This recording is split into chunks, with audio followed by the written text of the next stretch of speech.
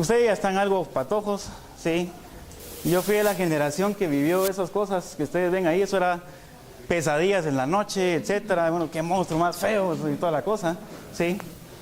Y fíjense que la conferencia que vamos a dar hoy tiene un montón de aspectos que cubrir, vamos a ver si nos da tiempo, ¿sí? Es realmente demasiado pretencioso pensar que vamos a platicar la historia de un tema en específico en las 2 horas que tenemos, ¿sí? Entonces vamos a dar un pequeño brochazo, un pequeño overview de la cosa. Antes que nada, les cuento que para qué vimos las conferencias anteriores, es para ver esto, ¿sí? Porque resulta ser que en los videojuegos tienen microprocesadores, cada consola tiene su microprocesador. Para hacer un videojuego ustedes tienen que saber programar, entonces tenemos que saber la historia de los lenguajes de programación, la historia de cómo han evolucionado los procesadores. Resulta ser que los videojuegos hoy en día se juegan en línea, entonces ustedes tienen que saber cómo funciona la red de computadoras. Resulta ser que los videojuegos hoy hay interacción entre personas, por lo tanto necesitan saber de psicología, de sociología. Resulta ser que para que ustedes programen videojuegos, ustedes necesitan saber de matemática y de física, por lo tanto las primeras conferencias fueron de matemática y física. Entonces después de un prólogo de 5 meses, llegamos a esto, ¿sí? Entonces, me gusta decir eso porque ¿por qué estamos dando la conferencia de los videojuegos? Hoy vamos a dar un poco de overview del por qué. Hay gente que le gusta, hay gente que no le gusta. Pero saben ustedes que los videojuegos son quizás la máxima expresión de la física, de la matemática, ciencias de la computación, algoritmos, donde toda la gente que estudia tiene un lugar donde divertir, donde demostrar sus conocimientos. Y encima de todo, hacer pisto, ¿sí? O sea, fíjense que los videojuegos, mucha gente lo percibe como una pérdida de tiempo, quizás. Hay gente que lo percibe como la cosa máxima del mundo, como en mi caso. Y hay gente que los programadores lo perciben como la cosa más difícil que han hecho en su vida, ¿sí? Y típicamente, les vamos a hablar más de eso en adelante, pero fíjense que en el curso del próximo año, CC3, ya van a poner en práctica todo lo que han visto en Programa 1 y 2 en términos de estructura de datos y algoritmos. El primer proyecto que les va a dejar el ingeniero catalán es hacer un videojuego en C. Y tienen 2 semanas para hacerlo, ¿sí? Blizzard, Activision y toda esa gente tienen 4 o 5 años para hacer un juego, ustedes tienen 2, ¿sí? Y se van a dar cuenta que cuando empieza el tema de los videojuegos, en Guatemala ha pasado mucho que la gente es como llamada de tusa, ¿sí? O sea, hagamos videojuegos, hay 300 ahí en la cola, y al final de cuentas se entregan 2, ¿sí? Porque es una cosa bien yuca, ¿sí? Bien complejo, bien complicado. Hoy en día ya estamos en un momento de la historia donde quizás hacer juegos de garage está renaciendo un poco gracias a los teléfonos, pero la inversión que ustedes necesitan para hacer un juego de primera línea como Call of Duty y esos, tienen que tener ustedes 10 millones de dólares en la bolsa si quieren entrarle a ese nivel. Hay empresas en Guatemala que han invertido 3 o 4 millones de quetzales en proyectos de videojuegos, ¿sí? Vamos a hablar un poco de eso. Y la industria está creciendo enormemente, ¿sí? Pero es una inversión tremenda, como también así el revenue puede parecer bonito. Entonces vamos a intentar desmistificar un poco la cosa. Y entre otras cuestiones, por si no nos da tiempo, traje mi video que en unos cuantos minutos resume la historia de los videojuegos. Y como yo no soy muy bueno para expresar, entonces lo voy a dejar con este pequeño video que cuenta los últimos 50 años de la evolución, ¿sí? Quiero que ustedes graben en su mente las primeras imágenes que van a ver y compárenlas con las últimas y díganme cómo estamos.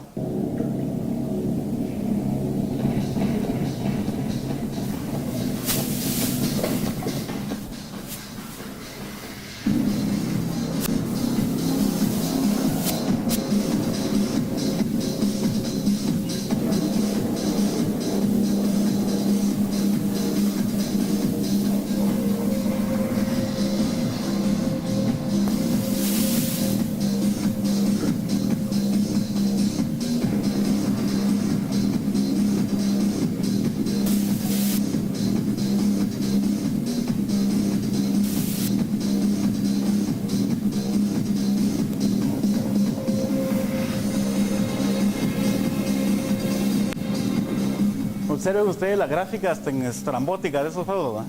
¿Sí? Y ahí estamos alto nivel, ¿verdad? ¿Sí? Fíjense que ese juego ya era high-tech para aquellas épocas, ¿sí?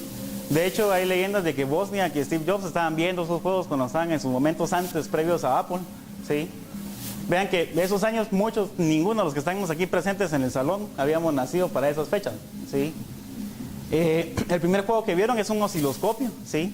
¿Quién fue el primer programador de esos juegos? Era un físico que no tenía nada que hacer y entonces agarró los osciloscopios y se puso a hacer un juego de tenis con el osciloscopio, ¿sí? El famoso Space Invaders, ¿sí? Que lo único que había que hacer era matar extraterrestres y porque por alguna razón están invadiendo el planeta Tierra, ¿sí? Vean esas gráficas extraordinarias.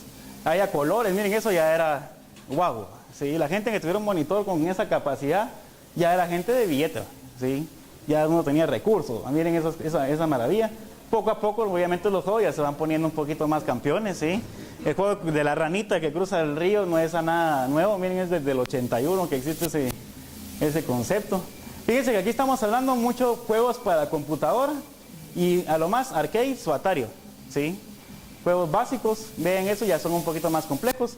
Esto es el curso de CC3 hace unos 3 o 4 años, ¿sí? Ahí me lo voy a ir ubicando más o menos por donde andan hoy en día. Sí, los primeros programas que hicieron en CC3 eran juegos totalmente texto, ¿sí? Entonces era bien complejo dibujar en caracteres, guiones, puntos, slashes y demás.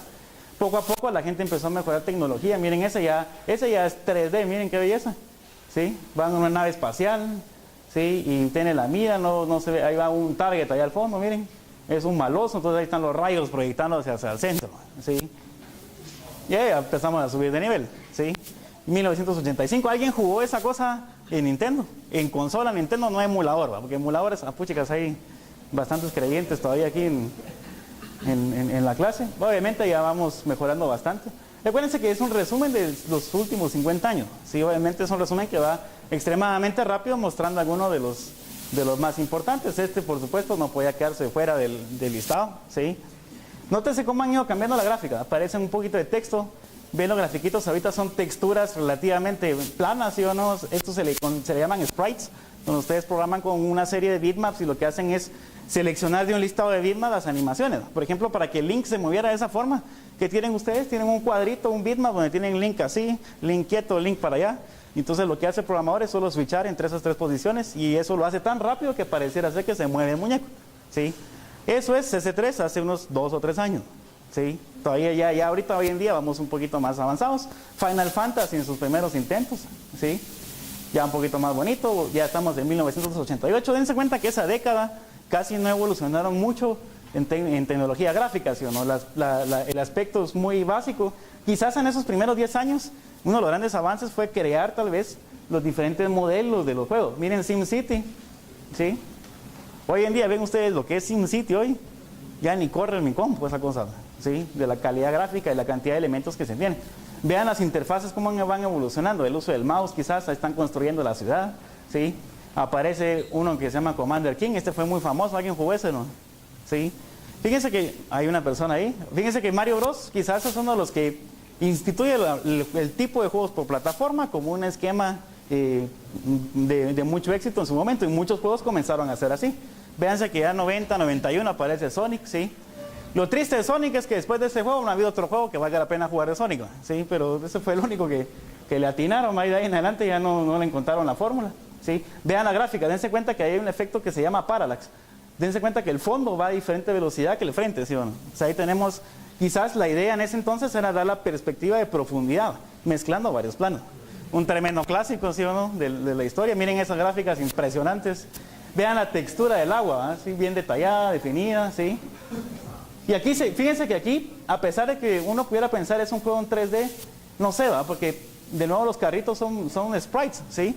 O sea, son BMPs, no hay un modelo tridimensional. NBA Jam, esas eran otras horas de juego después del colegio, ¿va?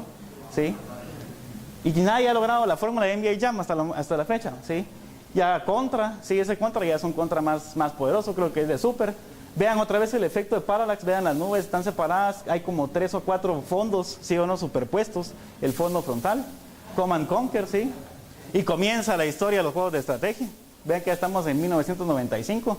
¿En qué año nacieron ustedes? 90, o sea, ya estamos, 2 años tenían ustedes cuando la madre ya estaba jugando eso, ¿sí? Tomb Raider, miren, Tomb Raider ya aparece en 3D, miren la calidad de los gráficos. No hay cielo, por lo visto, ¿verdad? Solo se ve el dinosaurio que viene ahí corriendo.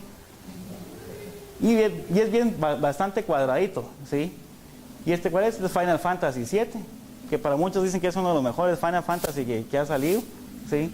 Ya siempre el esquema RPG. Vean cómo el esquema también se mantiene, ¿sí o no? El esquema anterior del Final Fantasy que vimos, a cómo las gráficas se empiezan a cambiar. Ya hay efectos un poquito más coquetos. Aunque hoy en día, si ustedes les enseñan, este es el nuevo juego que yo hice, todo el mundo diría que chafa, ¿o no? Sí, porque ya son gráficas viejas.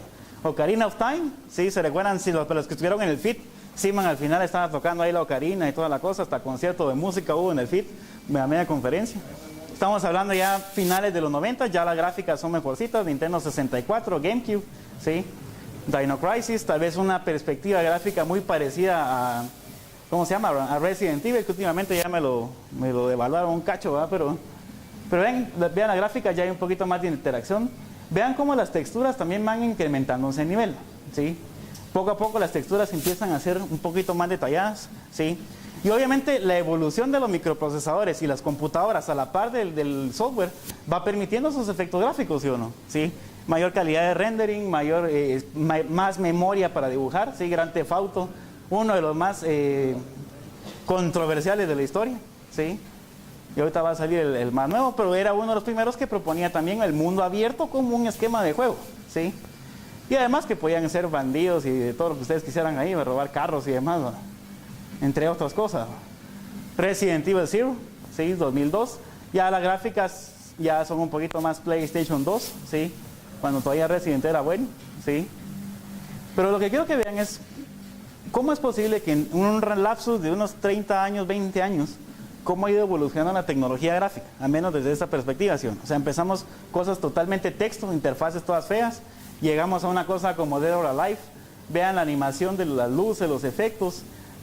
Ahora miren, la ropa ya es independiente, ¿sí o no? O sea, si ustedes juegan FIFA o Gold en los 90, ¿se recuerdan? Los uniformes de los jugadores estaban pegados a los muñecos, ¿sí? Entonces no importa que vieran, nada se movía. Miren la falda del personaje. Dead or Alive es muy conocido por el uso de personajes femeninos dentro del juego, ¿sí? La animación del cabello y toda la cosa.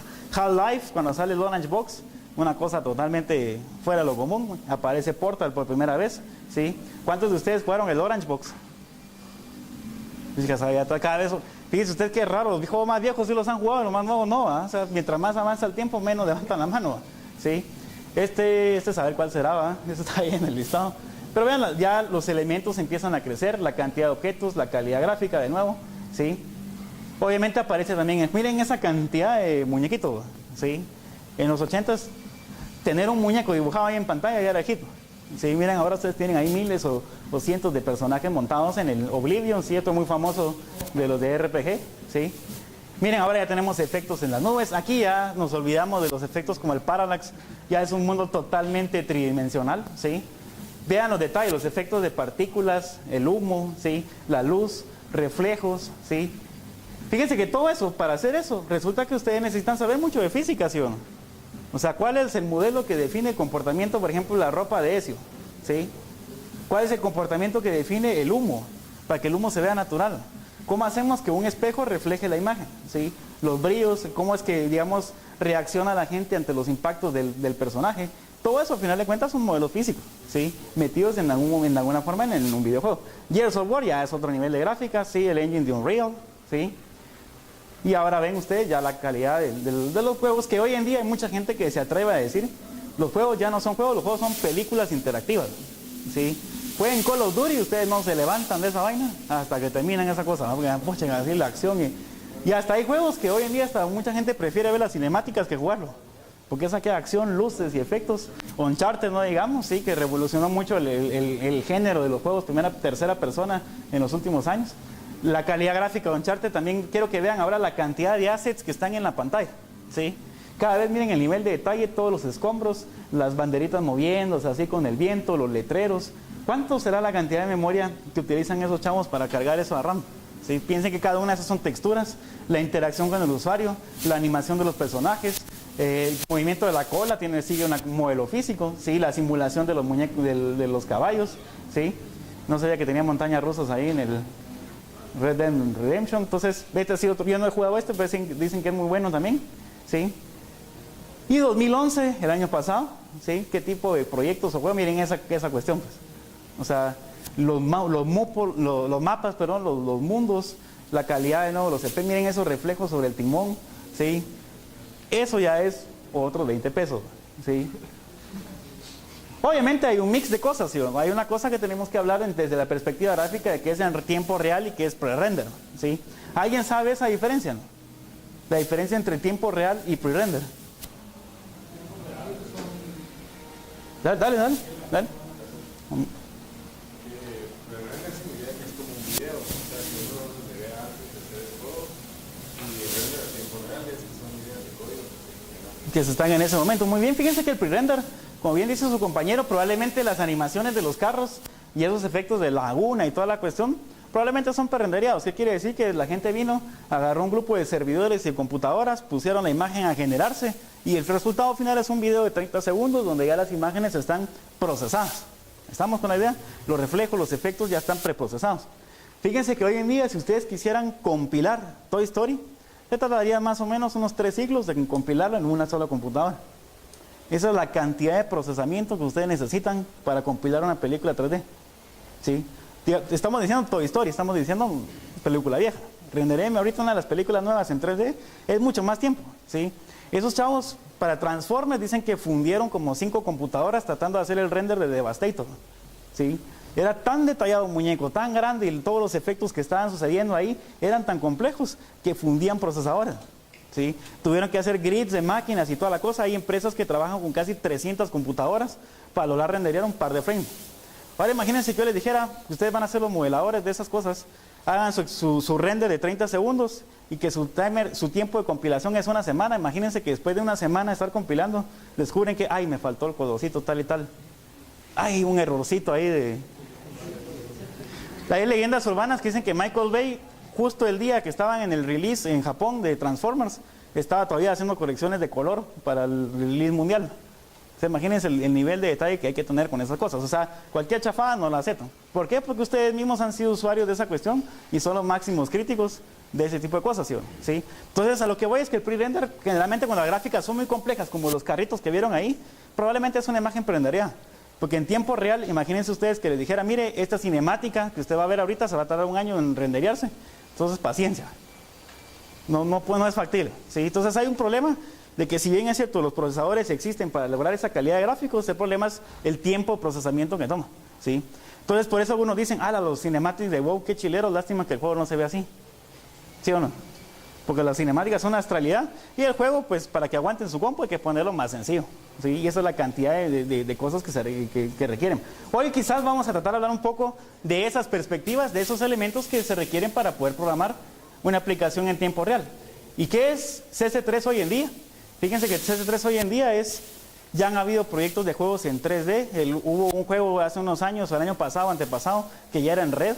O sea, en 2 semanas los tipos vinieron y hicieron un juego de damas en 3D, con piezas 3D, rendereándolo, y encima de todo podían jugar a través de la red. Y ¿saben qué es lo interesante, jóvenes? Que cada año el nivel de los proyectos ha ido subiendo.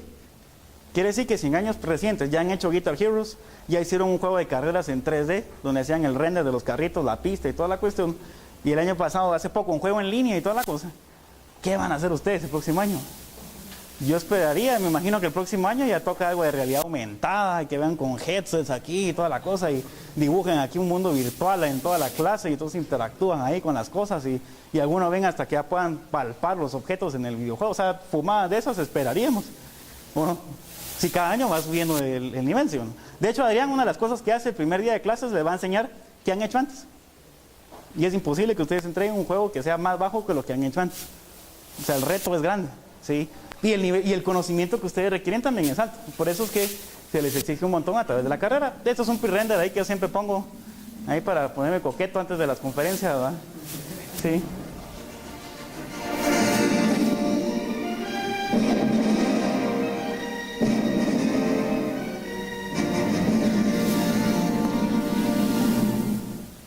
Es para quedarse un poquito de cariño a uno. Miren este intro. Fíjense que esto es lo que eran las cinemáticas en el 89.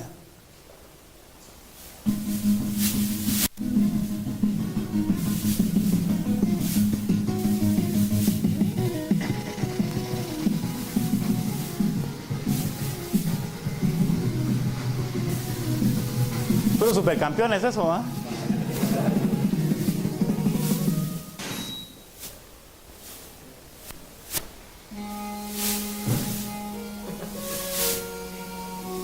Para este momento ustedes ya están llorando frente a Nintendo, ¿va? O sea, ya están así, pucha.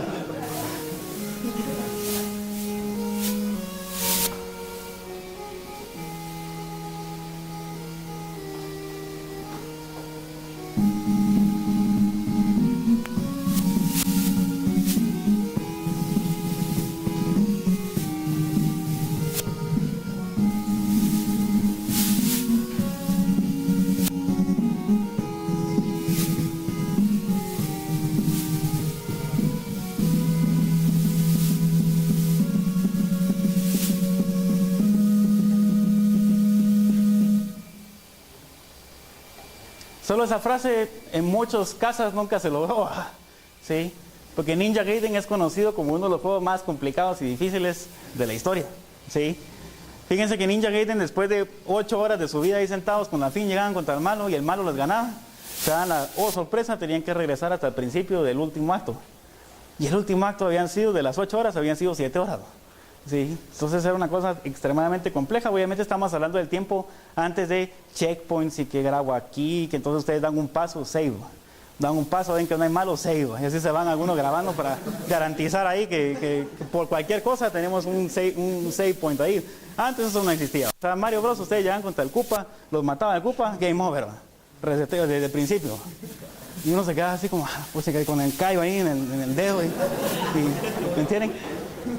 ¿Quién soy yo? Pues soy ingeniero en sistemas del Salito allá de la Marro. Tengo un máster en Business Administration de la Marro. Soy profe de aquí de la U. Me gustan los videojuegos. Sí, ahí me ven en mi traje de gala cuando me gradué. Sí, como Master Jedi. Entonces, más adelante nos vamos a ver con la gente de sistemas. Para que vean qué soy los juegos. ¿Sí?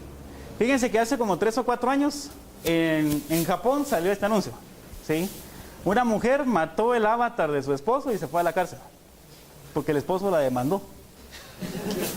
Pues ya dice uno, vean que hasta dónde se han metido las cosas de los videojuegos, ¿sí o no? O sea, acabó con un matrimonio la cosa esa, porque la mujer, para vengarse del marido, como dice Ryo Hayabusa en su video, mató a su avatar. Ustedes dirán, eso no es nada. Pregúntenle a un nivel 85 de WoW que le borren esa su vaina. Sí.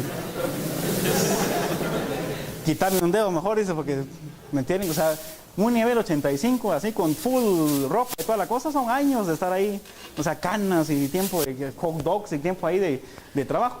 Obviamente la historia esta tiene un background, ¿sí? O sea, ellos se divorciaron y ellos dan una lección que ustedes deben de seguir en el aspecto social hoy en día de los videojuegos, es nunca compartan sus usuarios, ¿sí? Porque estos señores, como de María, todos estamos jugando el mismo jueguito y todo, compartían el usuario password para ayudarse entre sí. Y entonces, como se divorciaron, la mujer en venganza se metió a la cuenta del otro y desapareció todo lo que él había hecho en el juego, ¿sí? Y obviamente la demanda no fue por matar al avatar, sino fue por usurpación de identidad y un montón de cosas, pero me gusta ponerlo así un poquito más dramático, quizás, de que matar a un chunche en línea puede ser crítico, ¿sí? Fíjense que hoy en día podemos hablar de un concepto que es la era de los videojuegos. Ahí tienen un texto de la doctora Jane McGonigal, que ella es una game designer, ¿sí? Ahí abajo está el libro de ella que estoy leyendo ahorita y yo se lo recomendaría si realmente les gustan los videojuegos, pero fíjense que la perspectiva que ella está dando dice, la realidad está rota, ¿sí? O sea, es decir, hay algo en los videojuegos que nos hace a nosotros mejores. Por alguna razón hay millones de personas en el mundo que están gastando millones de horas, hombre, diarias, semanales y mensuales por estar metidos ahí. ¿Por qué? Es la pregunta de ella, ¿sí? Y lo que ella está proponiendo junto a otra gente es, ¿qué pasaría si todo el modelo, como están diseñados los juegos, empezáramos a modelar la realidad como que si fuese un juego? Imagínense cómo sería la cosa si la clase fuera, contestaste una tarea, pum, un trofeo. Chilero, Facebook y completó el trofeo, el primera hoja de trabajo, de prueba 1. De repente 5 tareas más, otro trofeo, y completó las primeras 5 tareas. Pues chica, qué bueno soy yo aquí, etcétera. Sacó 80 en el examen parcial, qué bueno soy yo. Sacó 20 en el examen de programa, un trofeo ahí porque logró el 20, ¿sí? Buenísimo para la matemática y demás, o sea, y que invitaron a un nuevo friend a unirse al grupo de la clase de historia en el blog, que llevaron a 1000 párrafos escritos en el blog de historia, etcétera. O sea, están planteando eso. Y si ustedes buscan en la página de Nike, van a encontrar cómo Nike está utilizando todo el esquema de achievements y trophies de Xbox y de Play para que la gente use sus tenis. ¿Y cómo así pueden decir ustedes? A los tenis nuevos le están poniendo un chip, ¿sí? Y eso se conecta a su celular y toda la cosa, y cuando ustedes salen a correr, mide las distancias y todo el ejercicio que ustedes han hecho. Y tienen un sistema de premios, donde entonces en base a la cantidad de kilómetros o distancia que ustedes hayan recorrido, les va dando trophy, les pone retos y no sé qué, y ahora corra 5 kilómetros hoy, que vaya una maratón y que no sé cuánto. Hay hasta modelos donde han inventado juegos de zombies, donde les dicen, te están persiguiendo zombies, tenés que correr 3 cuadras para escaparte. ¿Y qué tienen que hacer ustedes? Correr 3 cuadras. O sea, puro dog. Imagínense que ahorita me funcionara la cosa, tengo que salir hasta allá y de regreso para que los zombies no me coman. Todo lo que están tratando de hacer es mezclar la tecnología y el concepto de los videojuegos con la realidad, incluso como modelos de negocio, ¿sí? Y ella está estudiando un poquito al respecto de eso. Ella es una de las primeras personas que lo puso. O sea, ¿por qué los videojuegos nos motivan tanto a la gente? Vamos a ver algunas cosas de los datos, ¿sí? Solo vamos a darle un trancazo aquí, ¿no? Pero así bien dado. Ahí está. No solo Félix, hasta le dimos pelota en el concurso de FIFA, ahí está todo dormido, ¿sí? Si no, a pelotazo lo vamos a agarrar, sí. Oigan esta historia. Once upon a time at the University of California, Los Angeles, a student played a prank on one of his classmates. Mike Morheim saw Alan Adham step away from his computer for a minute. No se oye mucho, ¿va? To quickly change his password. Fíjense que esos dos chavos que están ahí estaban en la universidad. Miren cómo era la cosa antes, ¿verdad? Entonces, se jugaron una broma. Uno de ellos, a su compañero de universidad, le voy a cambiar el password a su compu. Y se lo cambió. Y la sorpresa fue que cuando el otro se sentó y se lo vio, entró. Entonces otro se quedó, pero ¿y cómo es eso posible? Se le acabó de cambiar el password. Se dieron cuenta que los dos tenían el mismo password. ¿Sí? Entonces se enamoraron y se hicieron amigos de toda la vida. Entonces se juntaron, empezaron a trabajar y toda la cosa, empezaron a trabajar en sistemas y todo el rollo. Se dieron, somos almas gemelas ellos dos. Y fundaron una pequeña empresita. ¿Sí? Esas dos personas. Ahorita va a salir ahí un par de imágenes. Esa pequeña empresita se llamaba Blizzard, ¿sí? Y entonces comenzaron a hacer un poco de aplicaciones y toda la cosa. Lo que quiero que ustedes vean también es que detrás de todas esas grandes compañías siempre hay personas, hay seres humanos. Miren lo que es hoy en día los eventos y convenciones de Blizzard, ya no es 3 o 4 pelones, ¿sí? O sea, ya es un gentío, StarCraft 2, lo que es hoy en día, ¿sí? Pero vean cómo es curioso y fíjense que muchas de estas historias de los videojuegos comienzan con un grupo de personas, así como ustedes, que a su edad ya están pensando qué hacer, ¿sí? No sé si en las conferencias anteriores ya les han hablado de eso, de que, ¿ustedes cuántos años tienen ahorita? ¿19, 20 años o no? Fíjense que más o menos dicen algunos, el doctor Sube también lo mencionó en una conferencia hace poco, en el FIT lo mencionó, están a 3 o 4 años de caducar ustedes como programadores. ¿Qué quiere decir eso? Que mientras nosotros estamos aquí platicando esto, hay gente que está, o ustedes quieren ir a fiestas y reunirse y fregar y muy bien todo eso, pero mientras ustedes están en eso, los japoneses, los americanos y los europeos están pensando qué business hacer. Y no son la gente de su edad, es la gente que tiene 15 años. Para que cuando llegan a su edad, desarrollan los proyectos, ponen empresas y se vuelven multimillonarios. Y la pregunta del millón es, ¿qué están haciendo ustedes hoy con todos los talentos que ustedes tienen? Miren que en el mundo dicen Steve Jobs, Steve Bill Gates y toda esa gente, a los 20, 21 años ya estaban haciendo proyectos, ya lo vieron en otras conferencias. Y si se dan cuenta, todos los que fueron exitosos en su momento en las conferencias anteriores, todos eran patojos de su edad. Yo ya estoy más caducado que otra cosa, ya voy por la tercera vuelta y así otro poco de gente aquí en la U. Y son los jóvenes como ustedes los que tienen esa energía para meterse a proyectos como eso, ¿sí? Busquen un poquito en la historia. Otro tip que les quiero dar, ya contestamos como 4 preguntas de la trivia aquí. No sé si lo percibieron. Salió Ryo Hayabusa en Ninja Gaiden y hay otro poco de datos que ya dimos en los videos. O sea, si alguien no ha terminado de contestar la trivia, en los videos están saliendo información al respecto. Entonces tienen que estar buzos ahí, ¿sí? Entonces pónganse pilas, jóvenes, porque ya se les va a acabar el tiempo de vida como tequis, ¿sí? O sea, no esperen a terminar la U para empezar. Háganlo de una vez, porque ya van tarde, ¿sí? Si quieren entrarle a estas cosas. Un poquito de datos de la industria, ¿sí? Resulta ser que si ustedes le dicen a sus papás que la industria de los videojuegos es más grande que la de Hollywood, estoy seguro que muchos papás se dirán, vos estás loco. A menos de que papá sea de ingeniería, ¿sí? Y sea gamer, ¿sí? Pero la mayoría piensa que las películas tienen un gran mercado cuando en realidad son malos videojuegos, ¿sí? Entonces veamos un poquito de datos. Díganme ustedes, ¿cuál creen ustedes que es la edad promedio de un gamer hoy en día? ¿Cuánto? 10 años. No, promedio, estamos, no rango, sino promedio. ¿Cuánto? Menos 7. 7 años por ahí. ¿Está bien? ¿Otro número? Miren que aquí traigo premios y como que no desayunaron hoy, ¿o qué? ¿Qué pasó? 25 años, muy bien. Señorita, 15 años, 20 años, ¿quién da más? Porque fíjense que están lejos todavía, 19. Fíjense que los videojuegos generalmente se piensa que es cosa de nenes, ¿sí o no? Todavía estoy abajo del promedio, ¿sí? Yo tengo 31, el promedio es 37. Está jodido, ¿no? ¿Qué significa eso? A ver, ustedes que son estadísticas, matemáticos y demás, ¿qué significa que el promedio sea 37? En términos de los rangos de edades, ¿qué significa eso? ¿Cómo? Sí, habría que ver también la desviación, ¿va? ¿Qué tan amplia la desviación de los datos? Pero probablemente podríamos intuir que si la media es 37, así como hay un montón de patojos, hay un montón de papás y abuelos que están jugando, ¿sí o no? Puede haber gente de 40, 50 años eventualmente, si esos son los números. De hecho, ahí está la gráfica, dice que miren, el 29% de los gamers en el mundo son de 50 años o más. Y si ustedes me lo suman con los que tienen 18 años, que son ese 53% que está ahí, de 18 a 49, quiere decir que la población adulta es la que juega, no los niños. O sea, la próxima vez que ustedes les digan, es que su mamá o su novia o su novia, es que esos de nenes, tómalo, le dicen ustedes, ¿va? Porque mira, esto es una cosa seria, es una cosa de adultos, ¿sí? Mira lo que dicen los datos, las estadísticas. El 18% de los niños son de toda la industria, son 18% de la gente joven, ¿sí? Eso nos está diciendo mucho sobre cómo es la gente, ¿sí o no? Ahora vean, díganme ustedes, ¿qué tipo de juegos son los que más comúnmente ven ustedes en la calle? Los juegos se ven como de niños, ¿sí o no?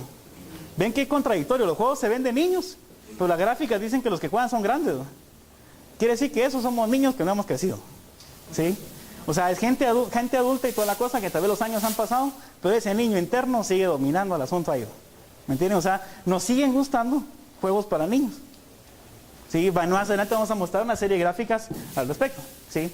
Miren el género, otra cosa, otro mito que existe es que los videojuegos son de nenes, ¿no? ¿Cómo va a estar la nena jugando eso? Fíjense que el 47% de la población de gamers son mujeres. La pregunta es dónde están, ¿va? Pero ahí dice que el 40% son mujeres, ¿va? Sí, esa es la pregunta. La pregunta que se hacen todos los gamers en Latinoamérica, ¿va? Sí. Esa es la gran pregunta del millón, ¿va? O sea, están, pero saber dónde va, ¿sí? Hay algunas de las damas presentes que sean gamers, que les gusten los videojuegos. Ahí está la profesora, una persona, más o menos, ¿sí? Fíjense que esa estadística es interesante porque si ustedes van a ser developers de videojuegos, dejen de pensar en juegos para niños, ¿o no? ¿Cuál ha sido el look and feel de la mayoría de juegos de Facebook? ¿Han visto los juegos de Facebook, no? ¿Cómo ven ustedes las interfaces? ¿Son juegos parecieran ser para hombres o cómo lo ven? Hay un montón de juegos para damas y niñas, ¿sí o no? Que sale el osito y que hay que ponerle sus cositas al osito y que hay que mandar a las amigas. Y ustedes no creo que van a estar jugando el osito ahí, vamos a darle la pachita. Vean los gráficos de Farmville. Farmville son gráficos bien cute, ¿sí o no? Hay muchos jueguitos de Facebook que están orientados para las damas. Si ustedes ven la estadística de los gamers de Facebook, se dan cuenta que quizás son más damas que hombres los que juegan ahí, ¿sí? O sea, piénsenlo como gente que va... Si ese es el mercado, ¿cómo van a ustedes customizar sus aplicaciones para? ¿Sí? O sea, es interesante. Y otra cosa interesante también es que en WoW, también es cierto. Fíjense que del 80, dice una estadística que el 80-85% de caracteres femeninos en WoW son hombres. Esto tan jodido, ¿verdad? Ustedes casaqueándose a la patoja ahí, que no sé qué, y que ese es un gordito ahí del otro lado que les estaba platicando. Como también es muy cierto que en WoW hay muchas mujeres que prefieren ser carácter masculino. Por la sencilla razón que la mano cuando está en un ambiente virtual, donde no se sabe quién es la persona, ahí se desinhiben y son así. Yo una vez invité a mi cuate a jugar WoW, íbamos los dos caminando ahí por un pueblito, y empezó a chiflarle a la chava y que miraba que no sé qué, que mamajita, que no sé. O sea, dice uno, la gente no, ¿me entienden? O sea, hasta apenas la va uno ahí, y eso que uno no estaba ahí físicamente, pero yo estaba apenado de que, vos hombre, ¿qué estás haciendo? Y lo peor es que cuando le conté la estadística, le dije, probablemente le estás diciendo eso a un moreno del Bronx, que está jugando ahí, con un carácter femenino, ¿me entienden? O sea, tengan mucho cuidado con la parte de la interacción en línea, ¿sí? Pero o sea, los psicólogos también lo están investigando como una parte interesante. O sea, las mujeres tienen una razón de por qué usar caracteres masculinos, porque así evitan que las estén molestando. Pero por alguna razón hay caballeros que ponen a propósito carácter femenino. Es como que hay un problema ahí de alambrado en esas cosas, ¿no? ¿Sí? No para las damas, porque las damas sí tienen justificación. Los caballeros, ahí sí sería otro problema, ¿sí? Miren los juegos que más se juegan en el mundo. Tal vez no se ve bien hasta atrás, pero este rango de 42%, estamos hablando de juegos tipos de rompecabezas, de cartas y de todo. Juegos descargables, los de acción y deporte son el segundo rango. Los que requieren persistencia multiplayer, tal vez es el cuarto rubro en el mundo. De nuevo, ¿quieren hacer videojuegos? ¿A qué rango se van a meter? Quizás deberían aprender estas cosas, ¿verdad? Vamos a ver la distribución de géneros, distribución de edades y dónde es que la gente está jugando, ¿sí o no? No me van a hacer un juego donde el 5% de los gamers están metidos. Puede ser bueno, puede ser malo. Puede ser malo en términos de que nadie juega eso y ustedes están metiéndose ahí. O puede ser bueno en términos de que nadie juega eso porque no ha habido un buen juego de ese género.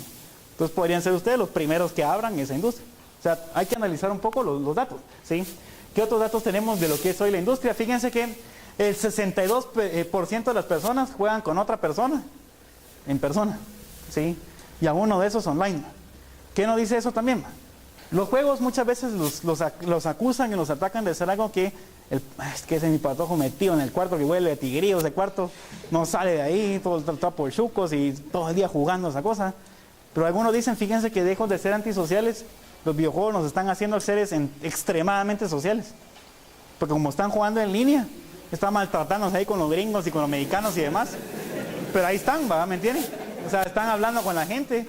En WoW me pasó un caso bien curioso hace algunos años de que andaba ahí en un quest perdido y me encontré otro por ahí que andaba en las mismas y empezamos a platicar y toda la cosa en el inglés machacado los dos. Entonces en eso, ¿vos de dónde sos? Le pregunto yo, entonces él me dice que de Alemania. Y vos me dice, yo soy de Guatemala, digo yo. Qué chilero, porque fíjate que mis abuelos viven en San Lucas y yo voy allá de vez en cuando y toda la cosa.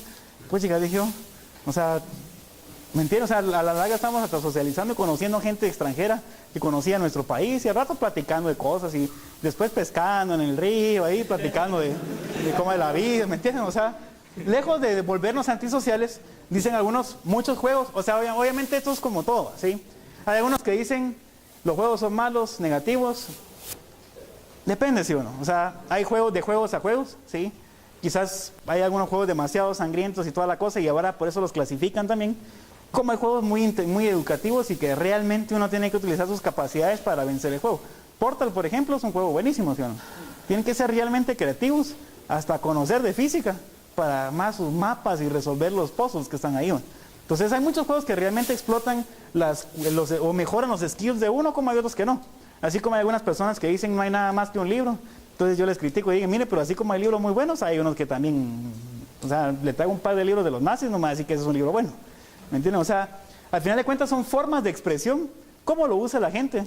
Ya son otros 20 pesos. O sea, no es que la herramienta sea mala o buena, sino es más el uso, ¿sí? Entonces yo no descarto los juegos. Fíjense que desde la perspectiva de los papás, ¿sí? Dice, el 45% de los papás juegan con sus hijos por lo menos una vez por la semana. Y el 66% creen que los videojuegos hoy en día estimulan la educación y las capacidades mentales de sus nenes. Y entre letras chiquitas, ya no tenemos que contratar ni miedo, ¿sí? Pues le ponen el play, métase ahí al nene y ya. Tenemos la tarde libre, ¿sí? También podría ser otra de las causas. Pero vean que en el 2007 era el 36%, o sea, ha ido creciendo con el tiempo. Juegos por género, rápidamente los más vendidos quizás son los de acción y los de deporte, ¿sí? Y ahí tienen ustedes un montón de géneros que ustedes pueden ver cuáles son quizás los más utilizados. Aquí miren que me da tristeza el de estrategia. La era de oro, los juegos de estrategia ya pasó. No sé si aquí hubo gente que jugó Age of Empires, StarCraft 1, Warcraft 1, que era medio RPG, y después Warcraft 2. Esa época de los 90 era uno, ¿para qué va a tareas? Y aquí está esto. ¿Me entienden? O sea, ¿para qué ver de los romanos y esos? Aquí nos vamos a dar penca en Age of Empires, ¿sí? Esto va amarrado con el costo de las edades. Miren los juegos por venta. Los que más se venden son los juegos clasificados Everyone. Juegos quizás para niños, sin violencia y sin sangre, ¿sí? Y del otro lado decimos que hay mucha gente grande jugando. O sea, parece ser que se hace macho, ¿no? O sea, la gente grande está buscando medios de diversión sanos. Y quizás Nintendo le pegó al centro al hacer sus videojuegos para familia. Pues entonces ahora ustedes ven que la gente comparte más tiempo en la sala ahí. De repente le pegan un subamazo al nene con el Wiimote, pero Pero ahí es parte de la acción y la aventura, ¿va? ¿Sí? Y vean que el 26% son juegos para adultos, o sea, a la larga el mensaje es que hay juegos para todo, ¿sí? Y que depende de ustedes también cómo lo utilicen, es como las películas, ¿va? La gente dice, uy, no, es que el juego violento, ese Mortal Kombat, ¿cómo se lo va a dar a mi nene? Sí, pero ahí dice que es para adultos, entonces ¿para qué se lo compra? O sea, nadie le está diciendo, le está obligando a comprar Mortal Kombat para el nene. Es como que ustedes llevaran a un nene de 5 años a ver Soul. O sea, las películas también tienen un espectro de películas para niños, películas para adultos y películas extremadamente violentas. Y no van a llevar a un nene a eso, ¿me entiendes? O sea, todo el mundo dice, sí, no lo voy a llevar. Entonces, ¿por qué no compran juegos violentos para los nenes? O sea, no le echen la culpa a los juegos, sino echen la culpa al papá que no sabe comprar cosas, ¿me entienden? O sea, y para eso están clasificados y para que la gente que sepa, estadísticas rápidas, los 10 juegos más vendidos del 2011, ¿sí? El Modern Warfare 3, ese lo tengo, más el NFL, saber cómo llegó hasta ahí. El Call of Duty Black Ops, Battlefield 3, Assassin's Creed. Fíjense que entre Activision e EA se discuten esos rangos, ¿sí? Entre esas dos empresas. Lastimosamente, Blizzard ya no aparece. En el año pasado, que eran las del 2010, sí aparecían algunos juegos de Blizzard, StarCraft 2 y la última expansión. Pero como Blizzard ahora es hermano chiquito Activision, ahí como que algo les pasó, ¿sí? Entonces ya no tuvieron tan buenas ventas el mes pasado. Y en términos de juegos de computadora, el Old Republic de Star Wars, StarCraft 2 ya aparece aquí, el Cataclysm, Battlefield 3 y Sims. Miren qué interesante, estamos hablando de que la doctora Kea dice, los juegos parece ser un escape para la gente, para la vida real, o hay algo en los videojuegos que los hace ser interesarse en ese modo de juego. Está Sims en 3 posiciones ahí. ¿Y qué es Sims? Un juego donde ustedes hacen familias y van a trabajar al chance por pisto y regresan y construyen su casa y compran assets y todo. Entonces digo yo, ¿por qué no hacen en la vida real eso? Si eso les gusta y lo hacen en Sims. Y ahí está el de Pets, el Medieval, de no sé qué rollos, o sea, cuidar los animales. O sea, todas las tareas de la casa están ahí. Por ahí sí está metido. Miren, mi hijo, hay que ir a lavarle las cosas al chucho. Qué guay, pero al perrito de ahí, todos los días ahí lo están lavando. O sea, eso es a lo que se refiere la doctora. ¿Qué está pasando con la gente que allá adentro sí hace las cosas que en la vida real no les gusta hacer? Quizás porque allá adentro están recibiendo premios y recompensas por las actividades que hacen. O sea, hay algo ahí que está haciendo que eso funcione. Y el research de la doctora es cómo hacer copy-paste de eso a la vida real para que la gente entonces tenga una vida real un poquito más entretenida, ¿sí? Y eso es un poco lo que la gente está... Y ahí está la data contándonos eso. Ventas, eso está en términos de billones de dólares, ¿sí? Aquí hay algunos datos rápidos. Halo 2 vendió 2.44 millones de copias el primer día. Cataclysm vendió 3.3 millones el primer día. Call of Duty Black Ops 5.6 millones de copias el primer día, ¿sí? Son 65 DVDs por segundo. Pongan un business ustedes que reciban 65 por $60 por segundo en el primer día de abrir el changarro. El único lugar donde he visto eso es en el Chuquero, aquí afuera, ¿sí o no? O sea, el primer día que abrió esa cosa estaba, pero no cabía la gente ahí, ¿sí? Entonces, en las primeras 24 horas han logrado un récord de ventas, ese es el récord hasta la fecha, ¿sí? Vamos a ver si Black Ops 2 logra superar eso, que ahorita en noviembre está por salir. Pero quiero que vean la cantidad de billete que se mueve ahí, ¿sí? O sea, es una cosa bastante fuerte. Y en total, la industria en Estados Unidos, solo Estados Unidos representa 24 billones de dólares. Sí, son 24 mil millones de dólares. Eso es lo que genera esa industria. Ya en revenue, en ganancias, el que es videojuego. Ahí está dividido entre contenido, accesorios y hardware. El que no se quiera meter a trabajar en esa industria, también ustedes están, ¿y qué voy a hacer yo cuando salga de la U? Etcétera. ¿Y saben qué? Esa gente todos los días publican plazas para desarrollo. Los gringos no se dan abasto con la gente que tienen para programar para todo lo que tienen que hacer. O sea, la demanda que existe para las partes de sistemas, electrónica y todo es tan grande, ¿sí? Que necesitan subcontratar gente porque no se alcanzan, ¿sí? O sea, es una industria sumamente grande. Entonces, ahí hay oportunidades de negocio, ¿sí? Ya sea que ustedes se vayan a inventar la próxima consola, o se vayan a inventar el próximo juego, o se vayan a inventar el próximo sistema de comunicación en línea para que la consola se comunique y vayan caminando y detecte aquel, incluso con aquel de los malos, todos le empiezan a tirar babosadas con el teléfono, no sé, o sea, una cosa de eso. O sea, es una industria bastante grande. Sin embargo, siempre ahora hago un warning respecto a estos números, ¿sí? Hoy a propósito les mostré todas las bondades numéricas y que es una industria bastante rentable. Sin embargo, tienen que tener cuidado con una ligera observación. Fíjense que la mayoría de libros de emprendimiento y todos esos rollos ponen aquí en Y billete y en X, digamos, personas. Y el problema es que muchas veces estos datos nos dicen Angry Birds genera no sé cuántos millones de dólares al mes. WoW son 10 millones de usuarios, cada uno pagando $15.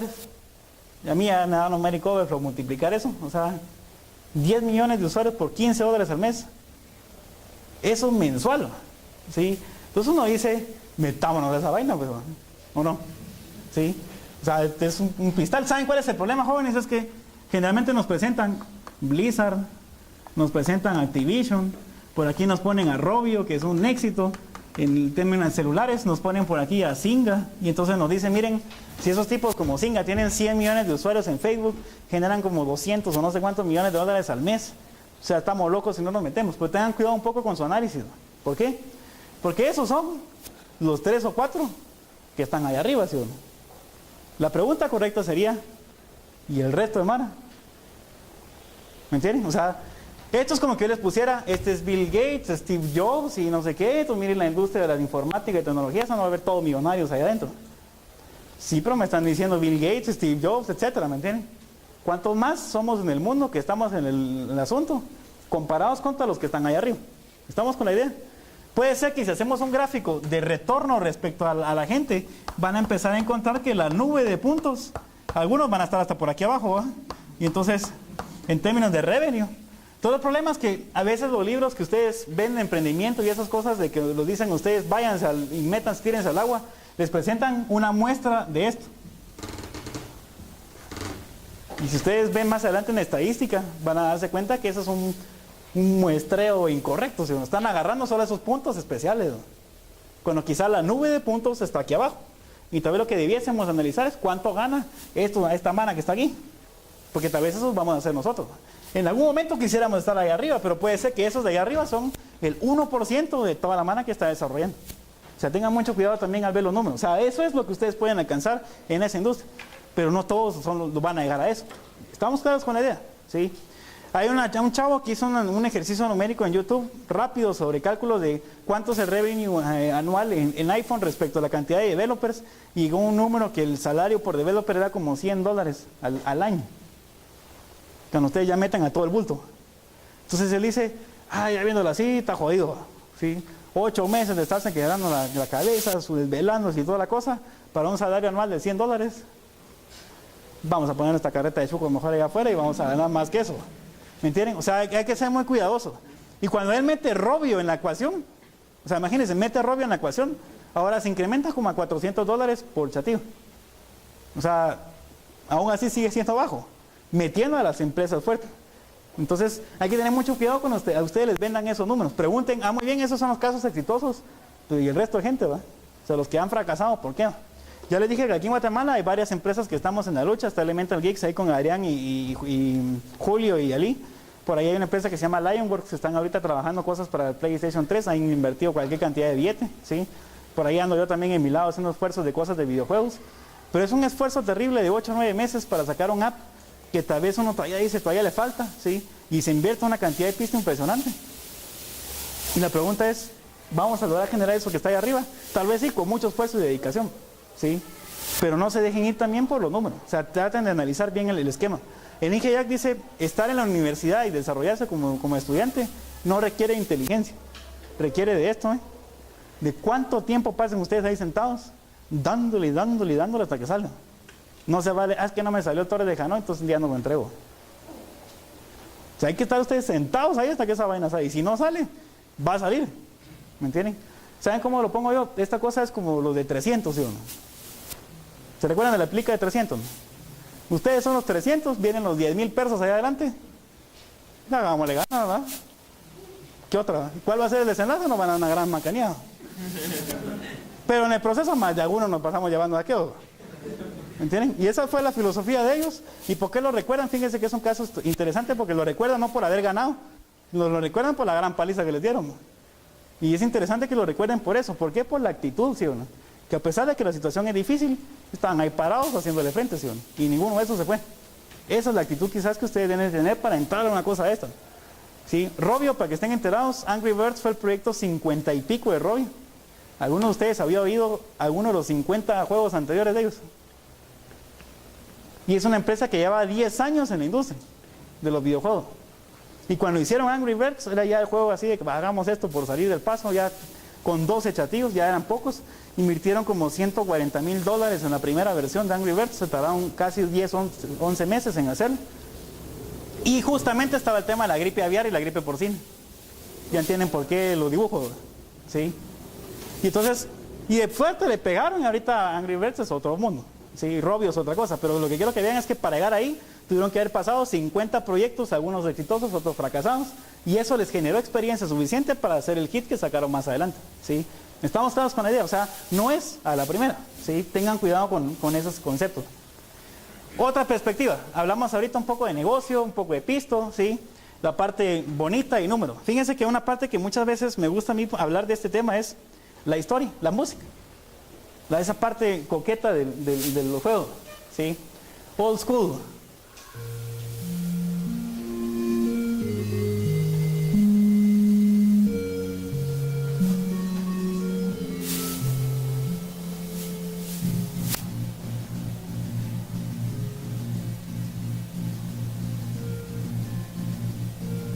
Pues con ese himno ya está poniendo el traje uno ahí, la espada y todo, vamos allá.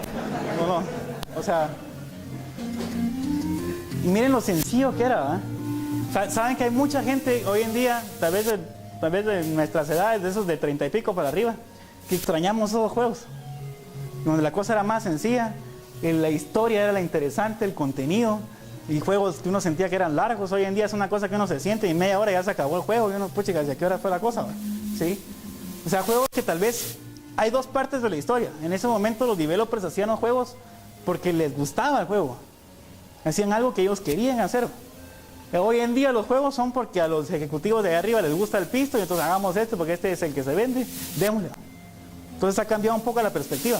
Y quizás el mensaje es que la parte de videojuegos está necesitada y urgida de gente que haga proyectos porque simple y sencillamente les gusta hacerlo.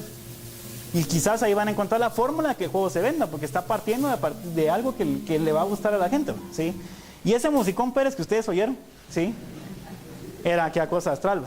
¿Sabían que cuando hicieron Pong, el audio para el Pong, vino el Bushnell, que era el dueño de Pong, ella les dio una respuesta ahí de otra trivia, de Atari, perdón. Entonces le dice, mira, quiero audio en el arcade.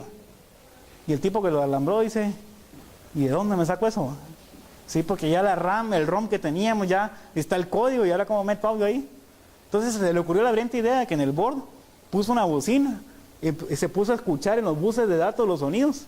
Total es que encontró un bus que tenía una frecuencia interesante y ese era el ruido del tuk, tuk que ustedes oyen. Entonces no lo programó, sino hizo su loop ahí feo en la circuitería y de ahí salió el sonido del Pong, ¿no? Y en esa época tener un tot, tot, la puchica, decían todos, se oye, miren qué bonito esa cuestión, ¿sí? En la historia de la compu, no sé si vieron el Altair este año, y uno de los primeros usos que le dieron al Altair de esa compu, caja azul y toda la cosa, fue reproducir sonido. Obviamente era un sonido de 4 o 5 tonos, y la gente ya estaba así como, qué pila, ¿sí? Hoy en día ustedes escuchan eso, dicen ustedes qué gacho, ¿me entienden? Miren hasta dónde ha llegado la cosa, ¿sí? Ahora ya se habla de conciertos de donde las sinfónicas de los países están trabajando eso.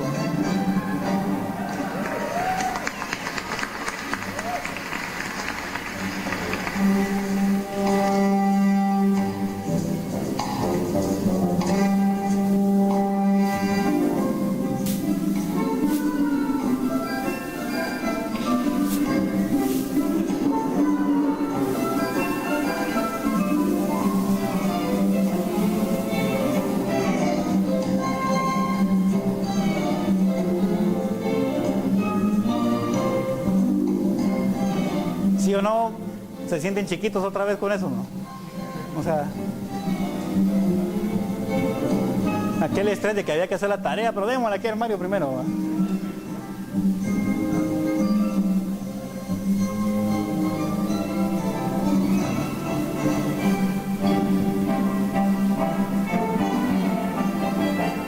¿Y saben qué es lo más impresionante, jóvenes? Es que hay gente que paga para ir a oír eso. O sea, esa cosa está ahí atascada de gente. Y no es O sea, es una tendencia en muchas sinfónicas del mundo. Busquen en YouTube y van a encontrar la Sinfónica de Suiza y toda la cosa interpretando la música de los videojuegos, ¿sí? Como nuevas piezas de arte moderno, quizás. Alguien decía por ahí, es que ya no hacen música clásica como la que hacía Beethoven, Strauss y todos esos. Y yo creo que sí, solo que están metidos haciéndolas para videojuegos o haciéndolas para películas, ¿va? Vean la música de John Williams, de Star Wars, Superman, Jurassic Park y todas esas cosas, son unas obras maestras de música, ¿sí o no? Y si ustedes ven la música de los videojuegos, por ejemplo la de Halo, Halo hasta tiene un coro de voces allá atrás, o sea, es una cosa impresionante. En la trivia hay 2 canciones de Halo, ¿sí? Y se oye el coro ahí, o sea, es una cosa realmente impresionante el arte que está detrás de todo esto, ¿sí? O sea, que para ser gamers no solo hay que saber programar, sino tienen que ser músicos también, ¿o no? Porque un juego sin música, el juego que yo les pasé, no tiene audio. Se siente que algo falta, ¿no? Los botones no hacen ruido y está uno así como... o sea, hay algo ahí muerto, ¿me entiendes? O sea, la música es sumamente importante en los juegos. En algunos casos, la música es tan importante que se vuelve más que una canción dentro de un juego. ¿Sí? Esto, para los que juegan WoW, esto lo hace llorar a la gente que juega WoW. ¿Sí?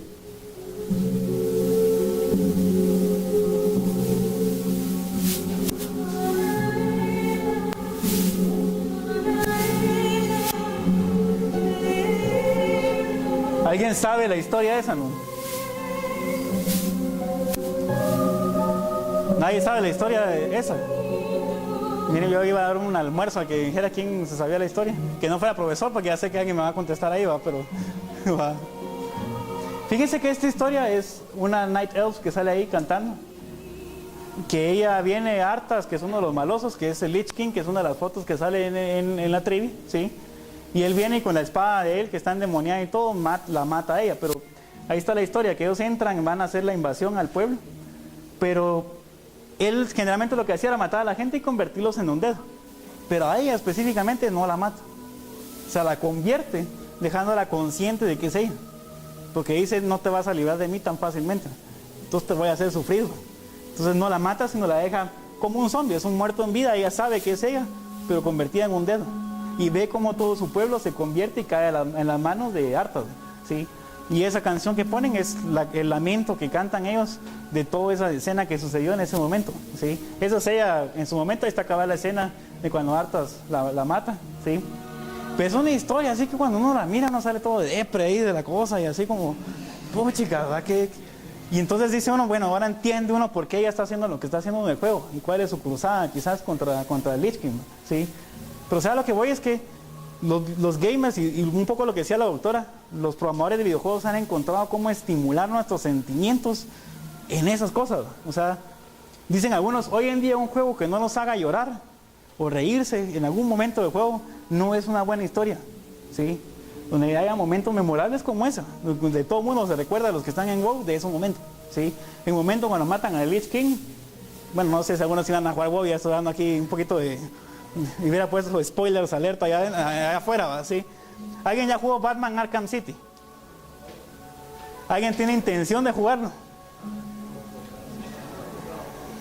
¿Les decimos el final o no les decimos el final? Adrián, ¿lo terminaste?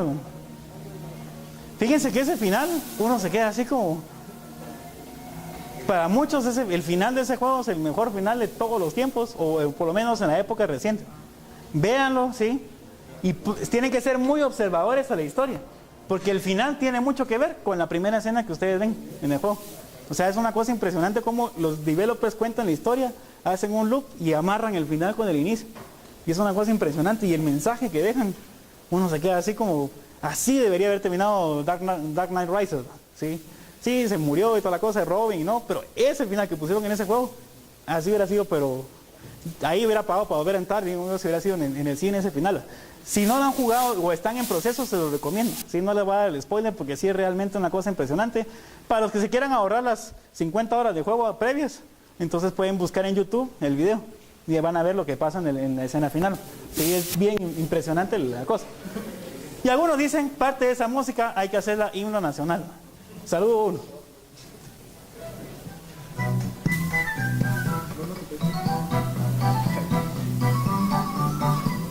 Cualquier país que tenga eso como himno, todos estarían así.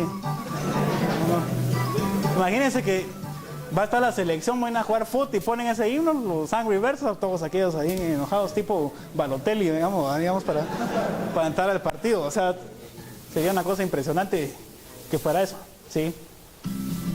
Miren lo que hace Coca-Cola ahora por los videojuegos.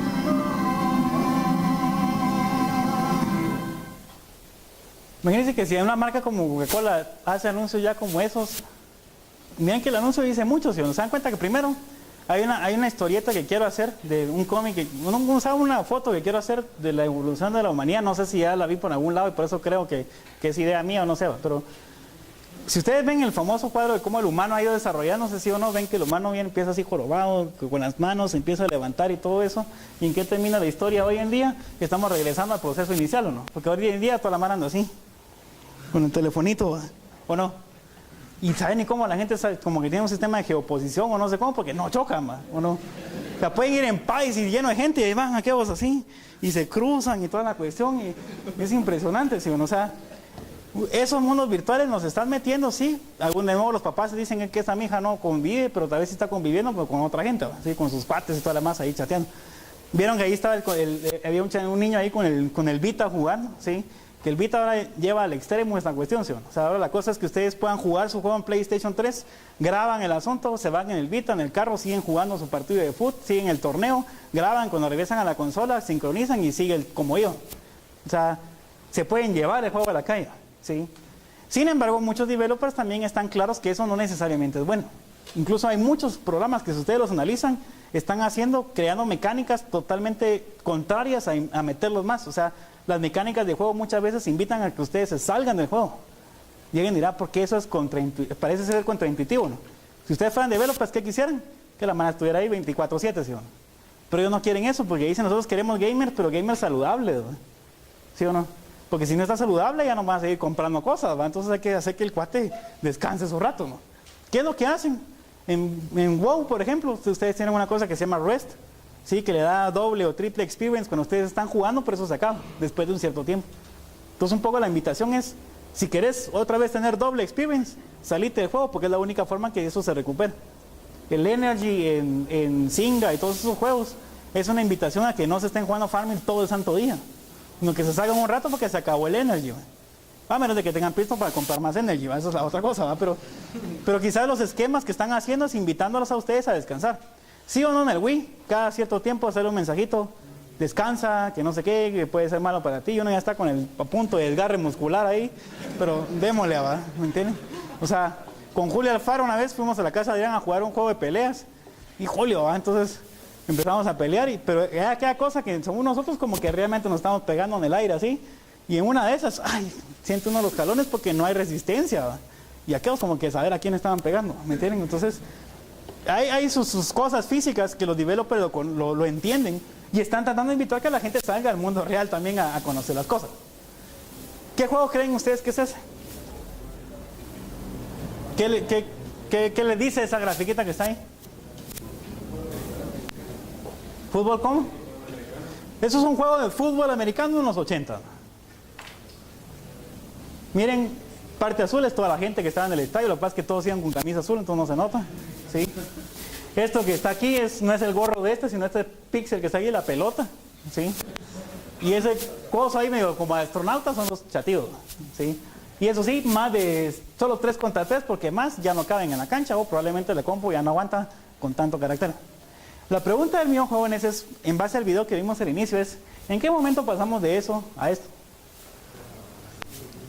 Y esas gráficas ya son de hace 2 años, ¿sí? No las he modificado. El Madden hoy en día, ya no seguí comprando Madden porque tengo mis cosas filosóficas ahí de que ya no han hecho realmente agregado de contenido, o sea, sigue siendo hoy sí lo mismo.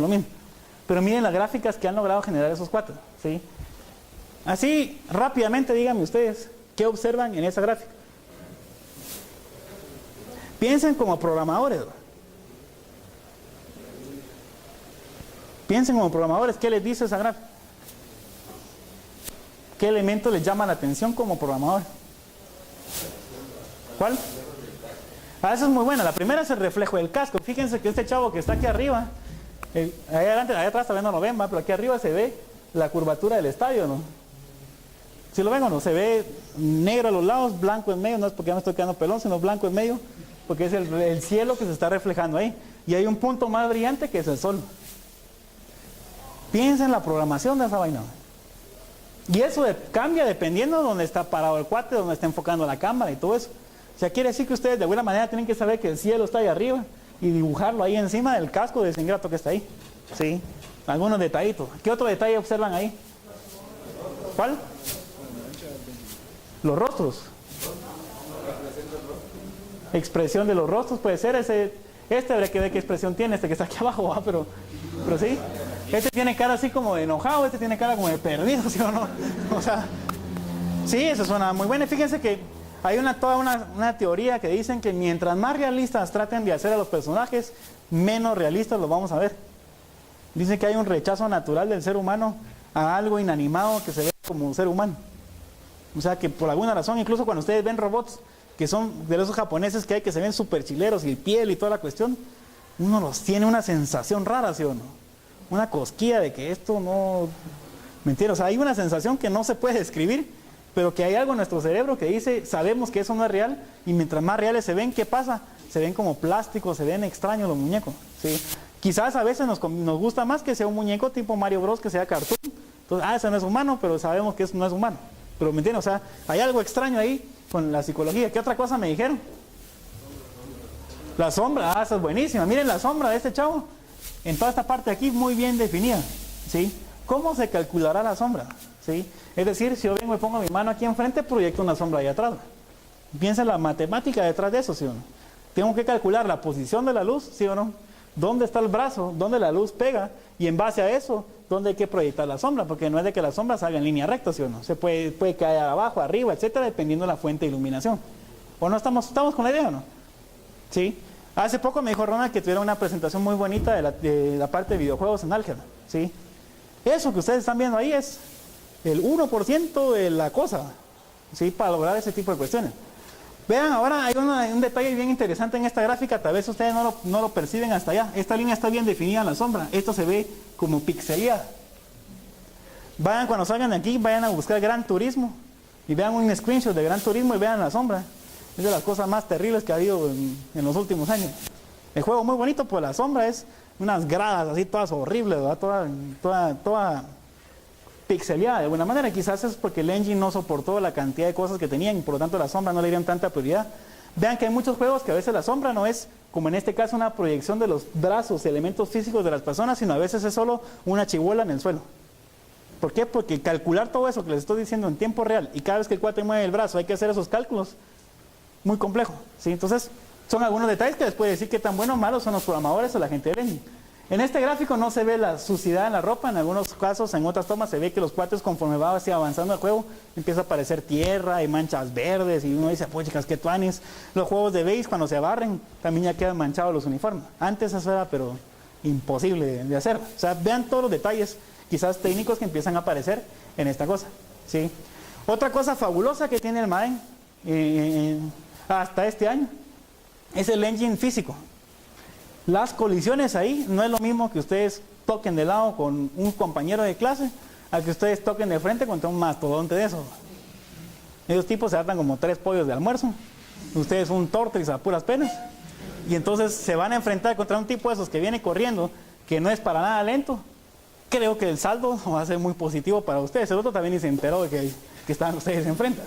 Entonces, obviamente las masas de los objetos puede hacer variar la colisión. Y lo interesante es que los objetos reaccionan dependiendo de ese golpe. No es lo mismo un golpe en la rodilla, que en la cadera, que un golpe en la cabeza, etc. Y esa programación es una cosa entre programación y animación, ¿sí o no? Porque los animadores tienen que darle vida a los personajes y ustedes como programadores quizás en base a ciertos eventos hacer los triggers que hagan eso. Fíjense que a veces somos bien ingratos porque en FIFA y en el Pro Evolution lo primero que criticamos es esa narración, qué basura, ¿sí? Acaba de ser el peor tiro del partido, acá cosa hasta las gradas y el narrador, ¡ah, qué tiro, que casi gol, que no sé qué! Y uno dice, ¿saben qué pareciera? Pareciera que es un if, ¿sí o no? If, tiro, la portería, tiro, ni siquiera la portería, if, tiro. Entonces, random, switch, 4 narraciones. Analicen los comentarios desde esa perspectiva de programadores y se van a dar cuenta que pareciera ser así. Que hay ciertos eventos que disparan un switch de un número random de posibles locuciones. Y por eso a veces salen cosas como salen. Un juego que hoy en día es excelente para la parte de narrativas es el 2K11 que sacaron, el primero que salió Michael Jordan. Esa onda, yo jugaba ese juego no para jugar el juego, sino para escuchar la narración. O sea, ustedes sentían que eran dos tipos que realmente estaban haciendo los comentarios. Y era aquella cosa que estaban hablando de que sí, que el domingo estuvimos en el churrasco, no sé, ¡ah, qué buena jugada! Que no sé qué. Y uno dice, puchicas, o sea, cambiaba el tono de los cuates durante la plática. O sea, que iban comentando algo y en eso pasaba algo en la cancha. Ellos reaccionaban a eso. Y de una manera bien smooth, no se veía como que cortar el playback de este y ahora play del otro, ¿me entienden? O sea, era bien interesante por si lo quieren ir a googlear por lo menos, ¿sí? Veamos un poquito de la parte histórica, ¿sí? En el 72, Nolan Bushnell fundó una pequeña empresa que se llama Atari. Ahí están los arcades. Recuérdense que en aquellas épocas concepto de computadoras personales no había. Estamos como a 10 años quizás de ese concepto. Entonces la única forma que había para distribuir ese tipo de equipos era hacer la computadora y llevársela a un arcade para que la gente la pudiera utilizar, ¿sí? O sea, eso era la computadora antes. Y el programa era un único programa que tenía cargado, que era eventualmente el juego que ustedes querían. ¿Sabían que la historia cuenta de que Pac-Man no es más que un pedazo, una pizza? Cuando los diseñadores estaban pensando cómo hacer Pac-Man, de hecho les cuento que Pac-Man nace como el primer intento, miren la época, el primer intento de hacer un juego que esté orientado a las niñas. Le querían dar un look and feel que fuera para niñas y no fuera algo de matanza y disparos y toda la cosa de los juegos que habían en esa época. Entonces el personaje en Pac-Man, se les ocurrió la brillante idea del personaje un día que estaban comiendo pizza los diseñadores, quitaron un pedazo de pizza y lo que quedó fue Pac-Man. Y así, muchachos, está buenísimo, entonces de ahí dibujaron Pac-Man, lo metieron ahí y eso pasó a la historia el personaje. Pac-Man también dicen que es uno de los primeros personajes que tiene nombre. Antes de eso, Space Invaders, un montón de marcianos, a ver quiénes son. ¿Quiénes son ustedes que se están defendiendo? A ver, que lo mismo. Hasta ahora con Angry Birds volvió a pasar eso. Díganme el nombre de los pajaritos. Es un personaje famosísimo, pero nadie sabe cómo se llama el pájaro rojo ese. ¿O no? Entonces es algo interesante que es parte de cómo comenzó la cosa, ¿sí? Ahí las publicaciones en la revista, miren, ahí está el juego de Atari, las consolas, como eran antes. Fíjense que esa tele se llamaba una tele con un sistema de tubos de rayos catódicos, pues ustedes no estaban enterados de esas teles. ¿Alguno vio de esas teles en su casa, no? Algunas personas sí. Fíjense que en nuestras épocas esas teles eran la perdición. ¿Por qué? Porque nosotros éramos el control remoto de los papás, ¿va? ¿Sí? La única forma de cambiar canal era darle vuelta a la perilla esa que está ahí arriba. Entonces mi hijo pasa el 3 y va uno ahí al 3, ¿va? Y de regreso, ¿va? Ay, mi hijo, fíjese que no está bien ahí el partido, pasa al 7 y va uno ahí. Entonces esa era la única forma de la tecnología de control remoto en aquellas épocas. Por eso hoy en día quizás cuando ustedes tienen un televisor de estos, es aquel sentido de poder, el control remoto en la mano, ¿sí? Porque ustedes crecieron, o nosotros crecimos en ese aspecto de que el que manda es el que lo manda a uno a cambiar canales. Entonces ahora el que tiene control en la mano es el dueño ahí del asunto. Solo que en mi caso se llama mi sobrino de 5 años y nadie le puede quitar el control a él porque se enoja, ¿sí? Entonces vean, ahí están las publicaciones de las revistas de cómo era que se miraba la cuestión, ¿sí? Aquí están unos screenshots de la última en tecnología gráfica de aquellas épocas, ¿sí? ¿Saben qué era lo bonito de esos juegos? Que probablemente por ser gachos gráficamente uno se tenía que imaginar las cosas, ¿no? Y tal vez eso era lo bonito. Ahora ya no dejan nada a la imaginación, entonces ya no se entretiene uno tanto en el asunto. Ahí está el E.T. Saben que E.T. es conocido por uno de los más grandes fracasos y los peores proyectos de la historia de los videojuegos. Hay una leyenda urbana que dicen que hay un edificio, no sé qué ciudad en Estados Unidos, de que cuando lo empezaron a construir llegaron los de Atari, así callada la boca, tiraron todos los cartuchos ahí para que después echaran el cemento y enterraran eso, ¿sí? ¿Cuál fue el problema en aquellas épocas? Ustedes como niños iban al cine, miraban esa cosa, wow, el marcianito volando enfrente de la luna y el tipo se le enciende el dedo ahí rojo y wow, pucha, qué tremendo eso, esa lica y toda la cosa. Llegaban a su casa y eso era lo que miraban. Man. Entonces decía uno, ese no se parece a E.T., ¿va? Sí, ese no. E.T. es feo, pero esa cosa está terrible, ¿va? O sea, ¿me entienden? ¿Y saben qué era lo interesante del juego? Es que nadie sabía qué hacer, ¿va? O sea, ahí está la pantalla, ¿qué hacen ahí? Lo único que hacían era como Zelda, que tal vez se movían a los lados y cambiaba otra pantalla. Pero yo creo que fue un proyecto así como que no lo terminó, un proyecto de que alguien no lo terminó, publiquémoslo, ahí está. Entonces, fue un problema terrible para Atari. Y Atari cometió un pecado que podría cometer Google hoy en día con el Android Market. Fíjense que Atari lo que hizo fue liberemos el mercado. O sea, todos los que quieran programar, programen para nuestra tecnología. ¿Qué pasó? Había un catizumbal de cartuchos. Ustedes entraban al duende, digamos, de aquellas épocas. Acá vaina llena de cartuchos. Y ni un juego bueno. Todos bagres. Porque no había control de calidad de ellos como proveedores. Y todo lo que hicieron fue que esos 1, 2, 3 juegos buenos se perdían entre los 500 malos que salían. Entonces se llenaron, se saturaron. La gente que vendía cosas no los vendía. Entonces dijeron, esto no es buen negocio, ¿sí? Y entonces empezaron a tirar las cosas a la basura y Atari pecó de eso. Hoy en día, ¿qué hace Apple cuando ustedes quieren vender un producto a través de su tienda? A la gran pucha, ustedes nunca han pasado un proceso tan tedioso, ni siquiera en el gobierno de Guatemala, para publicar una aplicación en el iStore. Que cómo se llaman, que dónde viven, que la empresa, mandame ahí fotocopia de cédula, fotocopia de tu patente de comercio, que no me gustó, mándamelo otra vez. Que una cartita pidiendo ser developers, pero te faltó el hello, pues eso es un proceso como 2 semanas para que lo prueben a uno de developer. Y luego uno sube el app y se tardan 15 días en aprobarle la aplicación. ¿Por qué? Porque ellos verifican que el contenido haga sentido para la plataforma. Ellos dicen, nosotros somos el parental control de los papás de los niños que juegan en la plataforma. Por lo tanto, nosotros vamos a evitar que pase un juego que no querramos que nuestros hijos jueguen. Y así lo dicen en el agreement que ustedes firman. Por lo tanto, cualquier cosa pornográfica, con malas palabras o cualquier cuestión, nunca va a llegar a la plataforma porque ellos lo quitan. Incluso apps que tengan un interfase gráfico parecido al de Mac. Y son tan quisquillosos que nosotros hicimos una app que tenía un botón éxito. Y por eso no nos dejaron subir. Porque ellos dicen, el sistema operativo de nosotros tiene toda la capacidad para que cuando ustedes den back, pase eso a no sé qué, a dormir el proceso y no sé qué rollo. Entonces, esa experiencia no se vive si ustedes tienen el botón éxito ahí. Entonces, quiten eso. Entonces perdimos 2 semanas, pues en lo que hacían el review, quitamos exit, que era comentar una línea de código, volverlo a subir, otras 2 semanas para que nos volvieran a probar. O sea, esos chavos sí son estrictos para controlar la calidad que sube a la cosa. En Android, ¿qué pasa? Suben su juego ahorita y en 5 minutos ya están a tienda. Entonces, no sé, o sea, se están volviendo a repetir problemas que pasaron antes. Hay que ver qué pasa a largo plazo con el Play Store, ¿sí? Otra respuesta de la trivia. ¿A qué se dedicaba Nintendo? Nintendo existe desde 1889. ¿Sí? No es una cosa nueva. Y se dedicaba a hacer jueguitos de cartas de mesa. Y de hecho Nintendo se mete a la industria de los videojuegos porque a Atari le iba bien. ¿Y qué quiso hacer Nintendo? Vender Atari. Imagínense eso, o sea, ellos entraron para vender el producto de la otra gente. Y cuenta la historia, ¿sí? Que cuando se volvieron distribuidores de Magnavox, que era la primera consola de los videojuegos y toda la cuestión, vieron que había un poquito de negocios y se animaron a hacer una consola. Dicen que cuando llegaron a Estados Unidos, estábamos en la época donde nadie quería Atari porque ya lo que les contaba estaba lleno de juegos, no se vendían. Entonces miren la estrategia que hizo Nintendo, les dijo a las tiendas, miren, yo les traigo esta nueva consola, nadie la quiere comprar porque ya saben que no se venden los videojuegos. Entonces, ¿qué hizo Nintendo? Compró el stock que tenían en las tiendas de Atari para que pusieran los de ellos. Imagínense qué agresivo es. O sea, ustedes llegan a una tienda y les dicen, no vamos a vender tu producto porque tenemos mucho de este otro. Entonces, ¿qué hicieron ellos? Te compro todo eso, pero déjame poner lo mío. Todas las tiendas dijeron, llevo años con esta vaina aquí, dale, pues, llévatelo. Y hicieron el experimento en una ciudad en Estados Unidos. Lo pusieron. Dicen que en las primeras semanas se acabó esa vaina. Entonces, el resto de la historia ustedes ya se la conocen, ¿sí? Nintendo empezó en todos Estados Unidos y toda la cosa, se volvió una cosa terrible, ¿sí? Debido a que quizás aprendieron de las lecciones de Nolan Bushnell.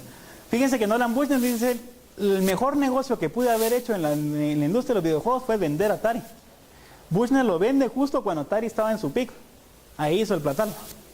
Si se hubiera quedado unos años más, Atari hubiera estado en lo profundo de la industria. no hubiera hecho pisto. O sea, vean que a veces hasta vender sus proyectos, sus ideas puede ser buen rentable. Y también Bushnell, como sale en la trivia, él también, ¿cómo se llama? Fundó Chuck E. Cheese. ¿Y quién fue el empleado 40 de Atari? Steve Jobs. Y él andaba ahí viendo qué hacíamos de juegos y hay hasta blogs ahí donde con Bushnell y la otra gente estaba Steve Jobs contando de cómo deberían ser los juegos, ¿sí? Ya desde ahí andaba con su parte creativa. Y Wozniak estuvo a centímetros o a minutos de ser contratado por Atari como developer. No como developer, sino como ingeniero de hardware. Porque Wozniak en sus ratos libres lo que hacía era, este arcade lo desarmaba y construía el propio, solo que mejor, ¿sí? Ese era su juego de qué hacen ustedes para entretenerse, ¿verdad? Imagínense ustedes, aquellos muchachos, armar computadoras en la casa con lo que había, ¿sí? Entonces, y ahí pues ya se juntaron Steve Jobs y Wozniak y ya les contaron parte de eso. En el 81 Nintendo no va muy bien y contratan a un señor que se llama Shigeru Miyamoto. Todos tienen que decir así, reverencia así hacia Japón y todos dicen así, ¿sí? Miyamoto en la industria de los videojuegos es uno de esos personajes que si él habla todos escuchan, ¿sí? ¿Qué fue lo que él creó? Nada más ni nada menos que un pequeño fontanero italiano, ¿sí? Que se dedicaba a salvar a una princesa, sin embargo no como ustedes lo conocen, ¿sí? Tetris y los incipientes años de los videojuegos surgieron de la Guerra Fría, pero sentaron las bases de una industria y capturaron una eterna necesidad humana. Hay algo sobre esos juegos que trasciende la historia y las fronteras nacionales porque nos lleva de vuelta a algo fundamental de la imaginación humana, de la curiosidad humana, de la búsqueda del placer que es tan básico a lo que somos como humanos. Los cambios tecnológicos son muy claros, pero el cerebro humano aún es el mismo. Así que algo que te fascinó hace 30 años aún es interesante para ti. Y los mejores juegos vivirán para siempre. Cuando la era dorada de los videojuegos llegó a su fin, otra ya estaba emergiendo, guiada por un robusto promedio que llevaría a la industria al siguiente nivel. Ese es Mario Bros. En su primera apariencia en la industria. El que ustedes conocen ya habían pasado años, ¿sí o no? Ese es el primer Mario, ¿sí?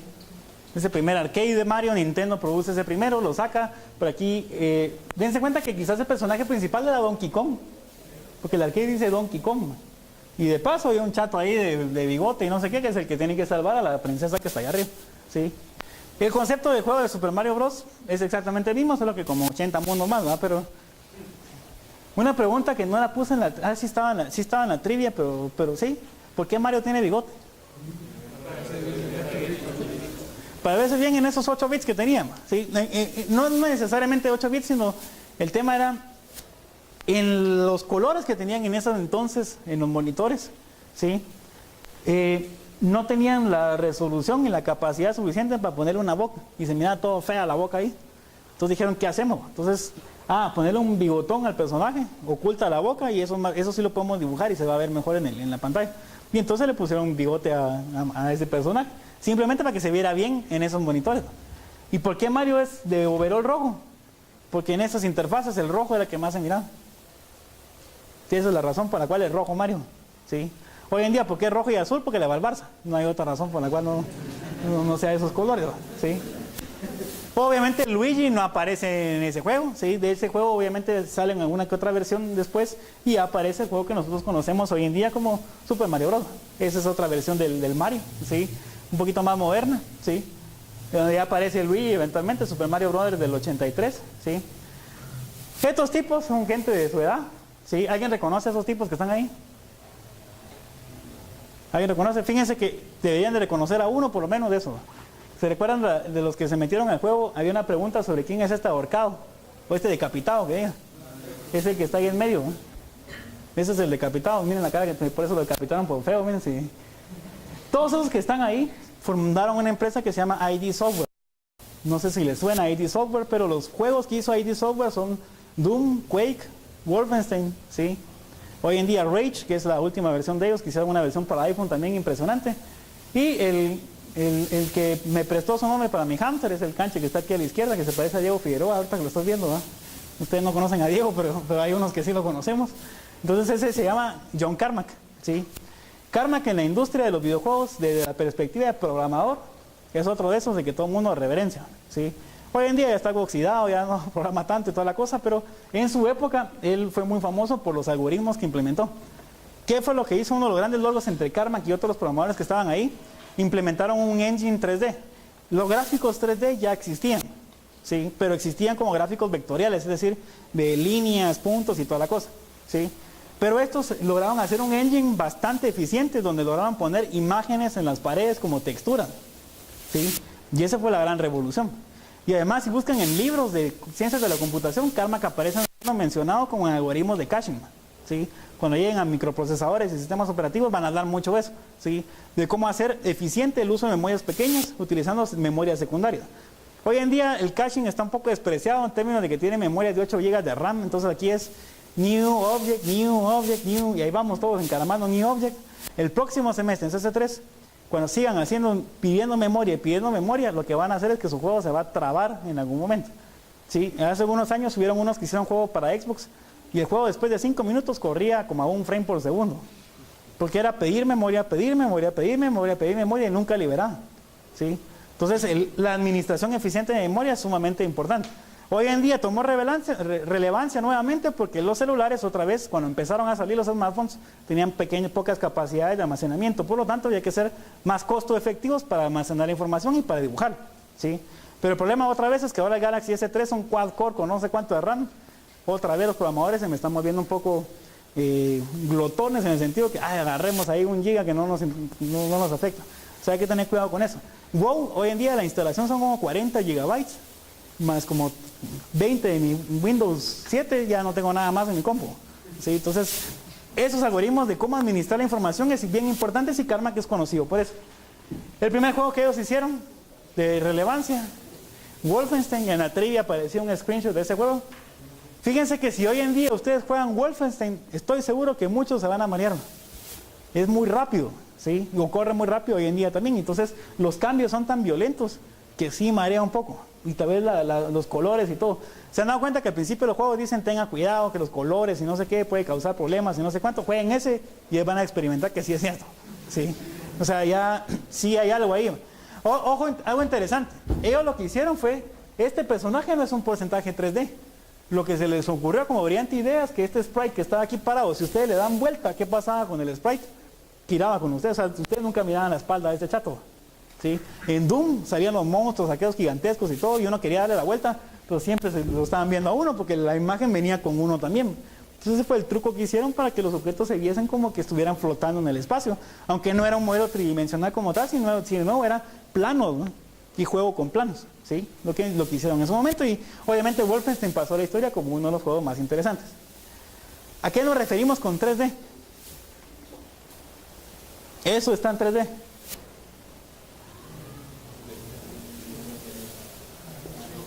La respuesta es sí o no, porque empiezan con que saber, depende si está lloviendo, si no. O sea, ¿eso es 3D, sí o no? ¿Quiénes dicen que sí está en 3D eso? Pues chicas, tenemos varios creyentes, ¿verdad? ¿Quiénes dicen que no está en 3D eso? Yo levanto las dos manos porque aquí como con uno que levante la mano van todos ahí, entonces. Y los inseguros, porque esos son los que me preocupan, ¿sí? Porque los que, aunque estén equivocados, están seguros de eso, pero los que no saben ni sí ni no, esos son los que nos preocupan a todos. ¿Qué necesitarían ustedes para, los que no saben o no se pueden decidir, qué necesitarían ustedes para saber si eso está en 3D o no? Si tiene profundidad, fácil, ¿no? Eso es de allá de parvulitos, ¿no? De que entonces, tiene alto, ancho y profundidad. Y si yo vengo y hago esto, ¿eso está en 3D? ¿Quiénes dicen que sí está en 3D? Ya he levantado mal la mano. ¿Quiénes dicen que no? ¿Y usted, señorita, que ni sí ni no? ¿Sí? ¿Tú por qué no levanta la mano o sí lo levanta? Fíjense que aunque ustedes no lo crean, eso no está en 3D. Eso está en 2D. Fíjense que hace un rato, miren cómo son ustedes de ingratos. Me acaban de decir que para que esté en 3D tiene que tener alto, ancho y profundidad. ¿Dónde está el alto, ancho y profundidad ahí? ¿Hay alto? Sí, hay un alto. Para acá. ¿Dónde está el ancho? Para allá.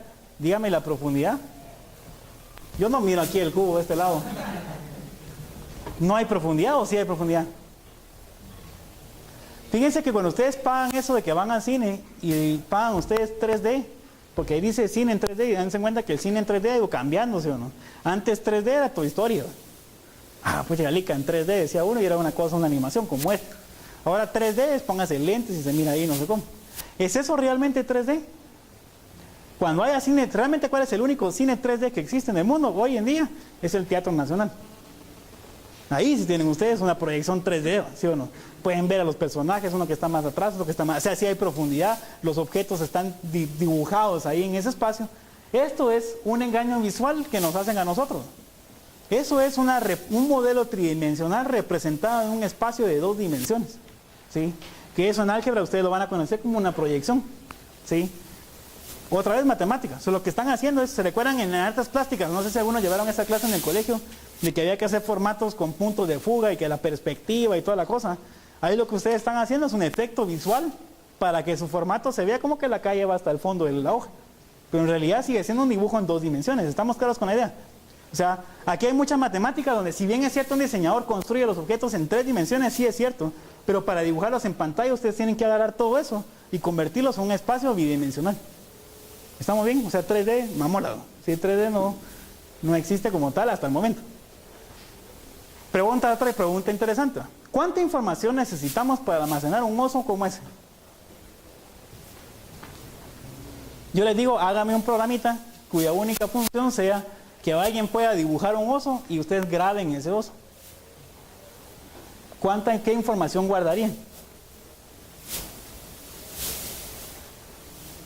¿Aló? ¿Coordenadas? ¿Sí? ¿Puede ser coordenadas? ¿Y qué coordenadas guardarían? Muy bien, dicen ustedes por ahí, haríamos un vector de 2 posiciones, X, Y, ¿sí o no? O una lista encadenada de puntos, donde la lista encadenada, ¿qué tendría? Todas las coordenadas de los puntos que pertenecen a ese osito. Ahora yo les preguntaría a Andrea, miren, ¿y cuántos elementos van a ser parte de esa lista encadenada? ¿Cuánto grabarían ahí ustedes? ¿Aló? Depende del tamaño de la imagen. ¿En qué sentido? Ahorita ya hicieron un proyecto de que tenían que modificar imágenes, ¿sí o no? ¿Cuál era la unidad de medida, digamos, para cada posición en pantalla? Un píxel, ¿sí o no? Entonces, ¿será que en este caso este osito sería una lista encadenada con todo el listado de las coordenadas de todos los píxeles que son negros en esa imagen? ¿Podríamos concluir eso, sí o no? ¿O no? Entonces, si ustedes guardan eso, cuando vuelvan a abrir el archivo, ¿qué habría que hacer? Recorrer esa lista encadenada y entonces ir pintando en negro esas posiciones y tendrían el osito en pantalla. Ahora, hace un rato hablábamos de que hay que ser eficientes en el almacén, en la cantidad de información que necesitan. Y fíjense que ustedes, todo lo básico para poder hacer un engine tridimensional, lo aprendieron de chiquitos. ¿Por qué? Porque de chiquitos, los mamaces y los maestras nos enseñaron esto. 1 a 2 puntos. ¿O no? ¿Se recuerdan de esos juegos? Cuadernito coloreado, eso ya no existe hoy en día para los nenes. Los nenes hoy le tiran el teléfono y mira qué hace, ¿va? Pero antes nos daban un cuadernito, entonces mira ahí con el crayoncito, había que rayar, unir los puntos, miren qué bonito quedó el pescadito, qué bueno soy para dibujar, decía uno. Pero dense cuenta que quizás para almacenar la figura completa, una opción, como bien me dijeron ustedes, sería guardar todos los puntos. Otra opción sería, no necesitamos todos los puntos, necesitamos parte de ellos. ¿Por qué? Porque si ustedes tienen 2 puntos, para dibujarlo en pantalla, ¿qué harían? Trazar una línea recta que una de esos 2 puntos, ¿o no? ¿Qué pasa si yo hago este osito y lo guardo con 3 puntos? Miren, bien hay ositos porque guardé este punto y este punto. ¿Qué voy a dibujar en pantalla? Pero es un osito, ¿no? Y le ponen textura café y está mi osito triangular, ¿no? Pongan 4 puntos, podrían decir o sea, quiero que vean una cosa. ¿Qué pasa a más puntos en términos de memoria? Ocupamos más memoria, se tarda más en dibujar y en aquí en adelante. A menos puntos, ¿qué va a pasar? Menos memoria, pero más rápido de dibujar. No sé si nunca se han metido al setting de sus juegos y dicen voy a cambiar la calidad del juego. ¿Qué pasa típicamente cuando ustedes reducen la calidad del juego? ¿Se ven como cuadrados los muñecos o no? No sé si han visto eso, que lo que antes era redondo se empieza a ver cuadrado. ¿Qué es lo que están cambiando en el settings? La cantidad de puntos que están usando para dibujar en pantalla. Tal así como ustedes me lo dijeron. Menos puntos, más rápido, pero más gacho. Más puntos, una belleza, pero más lento. Entonces depende de la capacidad de procesamiento que tiene su compu. ¿Y por qué? Fíjense que hoy en día todos los objetos tridimensionales son almacenados como una matriz o una lista encadenada, como ustedes me dijeron, donde a través de una serie de puntos, solo que como estamos hablando en 3 dimensiones, hay un X, un Y y un Z, y la combinación de esos puntos forma un modelo. Ahí hay un cubo, pongan un poquito más de cosas y tienen a Lara Croft, un poquito más de cosas ahí, tienen a Samus, tienen un poquito más de cosas ahí, tienen a Fénix, ¿cómo se llama? Marcus Fénix. O sea, todos los modelos que ustedes ven son una abstracción de esa manera, una expresión matemática. ¿Y qué hacen los programadores en 3 dimensiones o de videojuegos? Cargar eso a memoria y mover esos puntos. ¿Qué operaciones aparecen? Ya lo vieron en álgebra, traslaciones, rotaciones y demás cosas, ¿sí? Entonces, de nuevo, la calidad de los gráficos puede estar directamente relacionada a la cantidad de puntos que ustedes tengan. En los primeros videos vimos una serie de cosas donde mirábamos partículas, efectos de fuego y luz. ¿Cómo modelan ustedes partículas? Cada una de esas partículas se vuelve un punto en coordenadas en el espacio. Por lo tanto, si ustedes tienen una fuente de humo muy denso, ¿qué están haciendo? Cada particulita que están dibujando, el procesador tiene que calcular posición XYZ, posición XYZ, posición XYZ por cada frame. Por lo tanto, son cosas que exigen mucho al procesador. ¿Estamos todos con la idea? De esto podríamos hablar un semestre entero sobre lo que se necesita para esto, y hay libros de ese pelo, ¿sí?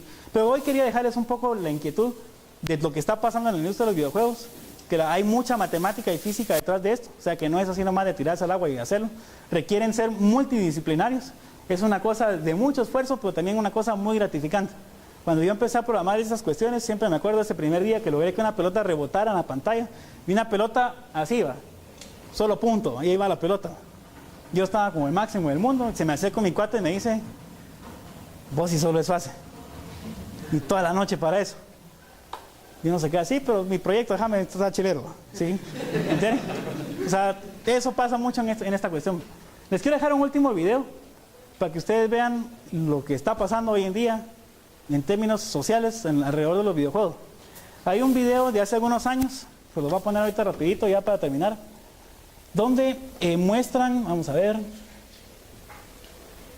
muestran una serie de cosas curiosas, ¿va? Ya ustedes sacarán sus conclusiones al respecto. Quiero ver, ahorita se los pongo ahí. Miren este caso.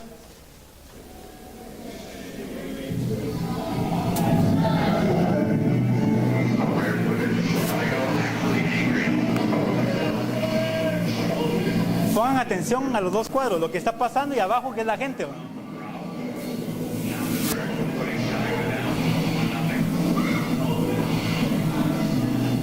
Miren la barra de energía de los personajes, ¿verdad?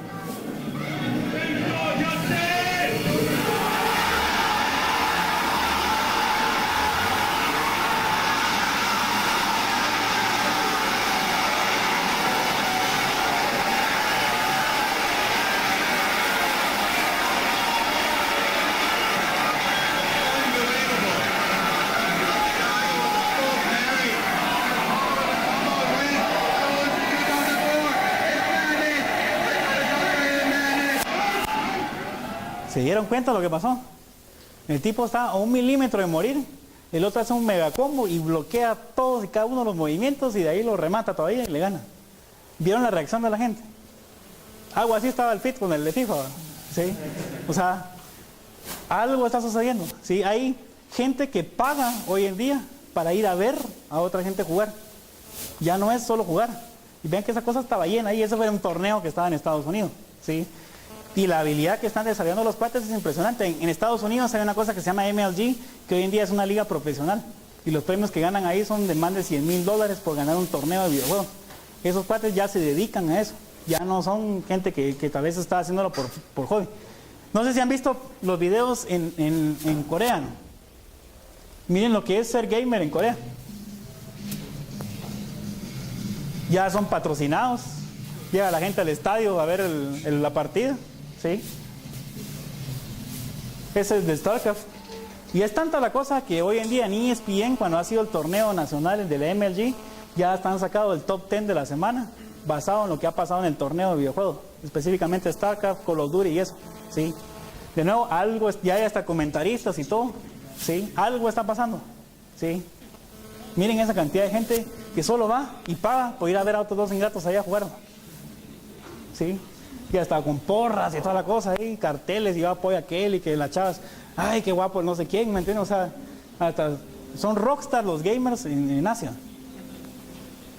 O sea, piénsalo como gente que quieren, si quieren entrar a esta industria, hay algo ahí, ¿sí? Algo están haciendo los juegos que nos están motivando a hacer cosas contraintuitivas, ¿sí? Y entonces,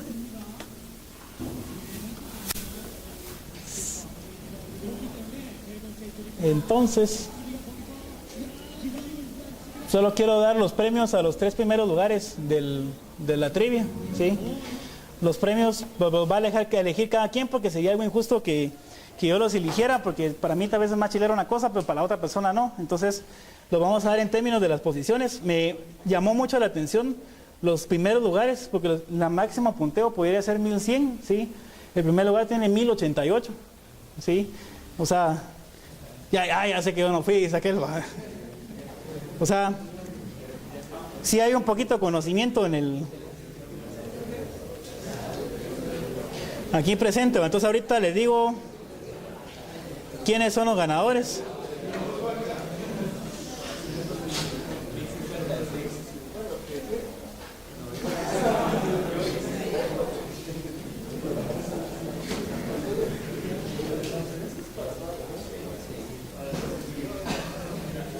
Entonces miren, pues los premios, el ganador va a pasar a elegir entre los premios que hay, a ver cuál le gusta.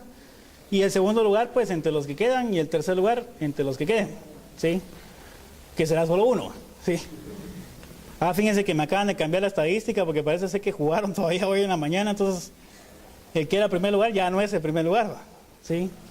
Entonces miren, pues, los premios son un mouse óptico, ¿sí? Una memoria de 8 GB, y adicional hay otra memoria de 4 GB, que viene hasta en su empaque todo estilizado, que es como que fuera lapicero, pero lo chido es que también es un apuntador láser, ¿va? Entonces tiene memoria y apuntador, ¿va? ¿Sí? Y la pueden disfrazar de lapicero, ¿va? Entonces le ponen aquí este tapón y toda la cosa. Ahí sí es lapicero, ¿va? Sí tiene... Entonces los premios eran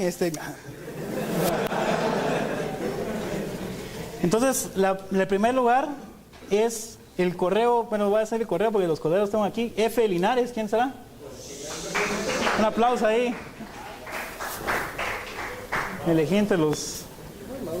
el mouse. Está bien. Porque se oiga el aplauso, donde ustedes están ingratos que... El score de F. Linares fue de 1094 puntos, ¿sí? Dan Paniagua. Muy bien, un aplauso ahí para Dan Paniagua. El lapicero se lleva a Dan Paniagua. Fueron 1092, o sea, la diferencia fueron 2 puntos, ¿sí? Y el tercer lugar, Marroquín.ro, que era el de 1088, ¿va? Ya se fue. Reto siguiente, va, por no estar. El siguiente lugar es Dimoga 26 o 24.